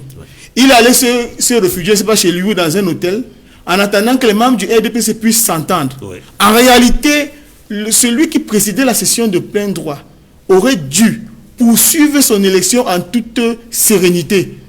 Et de mon point de vue, cette élection est une élection qui est essentiellement annulable. On peut l'annuler à tout moment. Il suffit qu'on fasse par voie du suivi des procès-verbaux d'audition des différents conseillers municipaux qui ont assisté à la séance et différentes pressions dont ils ont fait l'objet. Également les membres du comité central du RDPC qui ont pris la parole parce qu'elles n'en avaient pas le droit. Aucune qualité. À aucun moment ils n'avaient le droit de pouvoir prendre la parole au cours de cette session pour dire quoi que ce soit. Donc le préfet, il ouvre tout simplement. Ouais. Quand il a ouvert, il s'assoit, il est un spectateur. Il devient un spectateur et les autres prennent toutes les décisions. Et à la fin, celui qui proclame même les résultats, ce n'est pas le préfet, c'est le président de la séance. Donc quand il a pris les pleins pouvoirs, il est impossible que quelqu'un d'autre puisse poser un acte légal en ses lieux et places. Donc en réalité, tout ce qui s'est fait là était un embrouillamini pas possible, qui mérite, qui de notre point de vue pour l'honneur de la République, doit absolument aboutir à une annulation. Et il ne faut pas croire, je crois que la jurisprudence camerounaise, il y a eu une affaire dans la commune de Nanga et Boko à l'époque où le comité central avait toujours voulu imposer quelqu'un, mais les conseils municipaux s'étaient opposés et ont voté la personne. Le RDPC avait engagé des recours qui n'avaient pas abouti. Donc dans l'espèce qui se joue aujourd'hui, il faut comprendre que il y a un message apparemment qu'on veut nous envoyer. Lequel? Le message qu'on veut nous envoyer, c'est que, comme on a déjà commencé à installer le fils de l'autre, ne soyez pas étonnés. Mais il a quand même remporté avec 21 voix. Pour vous, sur le plan politique, vous savez 18 bulletins nuls pour vous. Est-ce qu'il y a un message derrière? Il a quand même remporté l'élection avec 21 voix, mais il y a eu 18 bulletins nuls de sa même formation politique. Il est indubitable que s'il y avait eu concurrence, les choses seraient déroulées différemment et pas à sa faveur. Et encore que, lorsque la pression forte a abouti à l'éviction de cet homme de 78 ans, parce que le candidat était un homme d'un certain âge, de 78 ans, quand il a démissionné, le préfet n'a pas laissé la possibilité à qui que ce soit de pouvoir s'exprimer sur une autre candidature. Parce qu'on doit laisser les conseillers municipaux prendre les décisions qui sont les leurs. Il est conscient que M. Éric Niat était vomi par les populations de Baganté ou bien par les conseillers municipaux. Et il ne faut pas, moi je disais tout à l'heure que moi je crois qu'il y a un message qu'on est en train de nous envoyer. On est en train de faire un jeu de chaises musicales. On commence à préparer les fils d'eux à prendre la place de leur père. Et je voudrais donc dire ici là que les fameux franquistes ne croient pas que c'est l'occasion qui leur est offerte également de venir un jour diriger le Cameroun contre la volonté des Camerounais. Parce que ce que vous oubliez, c'est que il y a des situations comme celle-là, elles sont analysées de manière superficielle, alors qu'il y a un message subliminal qu'on nous envoie, en nous faisant croire que bon, comme Éric Niaka a pu prendre Baganté, pourquoi est-ce que Frambia ne prendrait pas la suite de son père à Yaoundé? Et il faudrait que les gens sachent que Baganté c'était une cour de récréation. Les Camerounais ne sont pas prêts à ce que les personnes qui n'ont jamais eu la moindre participation, activité sur la scène publique, aucune association caritative, aucun poste ministériel, aucune fonction officielle viennent demain nous imposer quoi que ce soit. Il faut qu'on le dise et qu'on le dise la main sur le cœur. Ça ne passera pas au Cameroun. Alors, j'aimerais avoir la réaction de Maître Roland Diourou sur les leçons à tirer de ces nouvelles tensions qui ont été observées à Banganté et l'élection d'Éric Niat finalement à la tête de cette mairie avec près de 21 voix exprimées en sa faveur. Beaucoup de choses ont déjà été dites auxquelles je souscris. Je vais simplement chuter en disant que si certains croient qu'ils sont franquistes, qu'ils sachent que nous sommes camerounistes. Nous sommes les fils du Cameroun. Et c'est cette qualité qui nous permet, qui nous autorise à revendiquer la place qui nous revient de droit dans ce pays. De sorte que s'ils pensent qu'ils ont des passe-droits parce qu'ils sont les fils d'eux, comme cela s'est vu à Banganté, qu'ils sachent que nous aussi, nous sommes les fils d'eux. Nous sommes les fils de ce pays, nous sommes les fils du Cameroun. Et je conclus simplement en disant que le pouvoir constituant originel nous appartient, et non pas au président de la République, comme il a été dit par le professeur tout à l'heure, mais au peuple. Le peuple camerounais, donc, qui dispose du pouvoir constituant originel, a le droit d'exiger du pouvoir constituant présidentiel. A le droit d'exiger donc que sa souveraineté intrinsèque soit respectée, y compris dans les perspectives que ces messages de Banganté veulent subliminalement nous mettre dans la tête. Professeur Messanga Nyamding, Éric Niat, élu finalement à la tête de la mairie de Banganté, mais 18 bulletins nuls de ses camarades politiques. Est-ce qu'il y a un message qui est en train d'être passé? Est-ce qu'il y a une crise profonde? Non, d'abord... à la mairie de Banganté. Oui, non, il faut être clair rapidement. Je voudrais d'abord féliciter le préfet Nzala, qui est un jeune oncle et qui est brave, parce que n'oubliez pas qu'il a une histoire. Son père, qui a été mon grand-oncle Mbassé Prospère, par son âme, a été un grand-maire. Il est aussi né dans une famille qui connaît l'administration. N'oubliez pas que son frère a été gouverneur, effectivement, à un moment donné du Sud. Bon, maintenant, il faut féliciter le préfet, j'ai dit chapeau. Bon, maintenant, quant au cas de Banganté... Féliciter le préfet du Mungo. Oui, Nzala, c'est quelqu'un d'exceptionnel. Là, je lui souhaite bon vent pour qu'il aille encore plus loin. Bon, maintenant, quant à Ondé, je voudrais être franc ici. Ce que nous avons vu dans l'Ondé, c'est la bataille entre deux camps. Je me permets de le dire. En tant que militant, j'ai même été à un moment donné de l'histoire de Djundé, arbitre entre le ministre Ketia Cortez, qui est une amie, qui est une camarade politique que j'ai beaucoup d'ailleurs soutenu et accompagné. Elle le sait si elle nous suit. Et à un moment donné, le président du Sénat, Nyat. Donc c'est d'abord la bataille de leadership. Cette sauvage bataille qu'on voit dans toutes les régions, où vraiment les gens parlent à leur nom et induisent même les populations en erreur. Mais dans le cas, moi, je voudrais reconnaître, parlant de Nyat, qui doit être félicité. Pourquoi? Parce que Eric Nyat, que je félicite, et d'ailleurs, j'ai eu une prise de position claire ici, au nom de la discipline du parti. Parce que le problème du Cameroun aujourd'hui, c'est que les gens sont indisciplinés. Les décisions administratives frappent de manière illégale. Les gens ne respectent plus les décisions de parti. Moi, j'ai pris position pour la discipline du parti. Et ce qu'on peut dire au regard de votre question, c'est qu'il faut mettre un peu fin à ces batailles-là. Parce qu'en réalité, Eric est victime d'une bataille qui règne entre ma camarade et mon ami Ketia Cortez et Nyat Djifendi. Et est-ce que c'est normal? Ce garçon était militant. Moi, j'ai eu, avec mes bons yeux, à l'époque, à voir les terrains de basket que le militant Eric Nyat a implanté à Banganté. Mais c'est quoi dans cette affaire où, à un moment donné, parce qu'on s'appelle le Nyat, parce qu'on s'appelle Bia, parce qu'on s'appelle Bush, et etc., qu'on n'ait plus de droit? Non, il n'y a pas de délit de nom. Moi, je pense que la Constitution est claire, maître. Il n'y a pas une Constitution qui exclut certains Camerounais de leurs droits, quel que soit le rang et la qualité de leur père. C'est pourquoi je voudrais tout simplement dire que le jeu soit clair pour tous. Oui, et il faut que, tout de suite... Que le jeu soit clair pour tous. Il faut que... non, en tant que, d'ailleurs, je vais aller plus loin, un coordonnateur... Le jeu n'est pas clair. Non, je suis le coordonnateur... Jeu démocratique biaisé. Et les CAM va se comporter comme le préfet du nez. Dans le RDPC et au sein du pouvoir, je vous assure, je dirige le plus grand mouvement, le mouvement des biaïstes, qui porte le renouveau.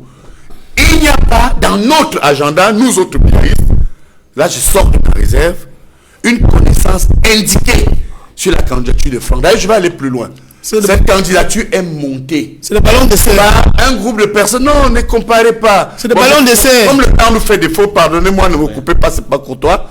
Je voudrais tout simplement dire que il faut féliciter Edi Nyat pour deux raisons. Un, il est jeune. Et deux, là, au moins, je salue, la discipline du parti a été respectée. Messieurs, c'est la fin de cette émission. Je vous remercie, professeur Musanga Nyamding. Je vous remercie. Osoko. Vous savez ce que veut dire Osoko? Je vous en prie, partagez avec Osoko nous. veut dire merci, en fulbe. Osoko Djour. Et merci d'avoir fait le déplacement depuis Garoua jusqu'ici à Douala. Je remercie également Maître Roland Diou et Maître Moustapha Ngwana d'avoir participé à cette émission. Mesdames, Messieurs, merci de l'avoir suivi et merci de rester sur Equinox Télévision.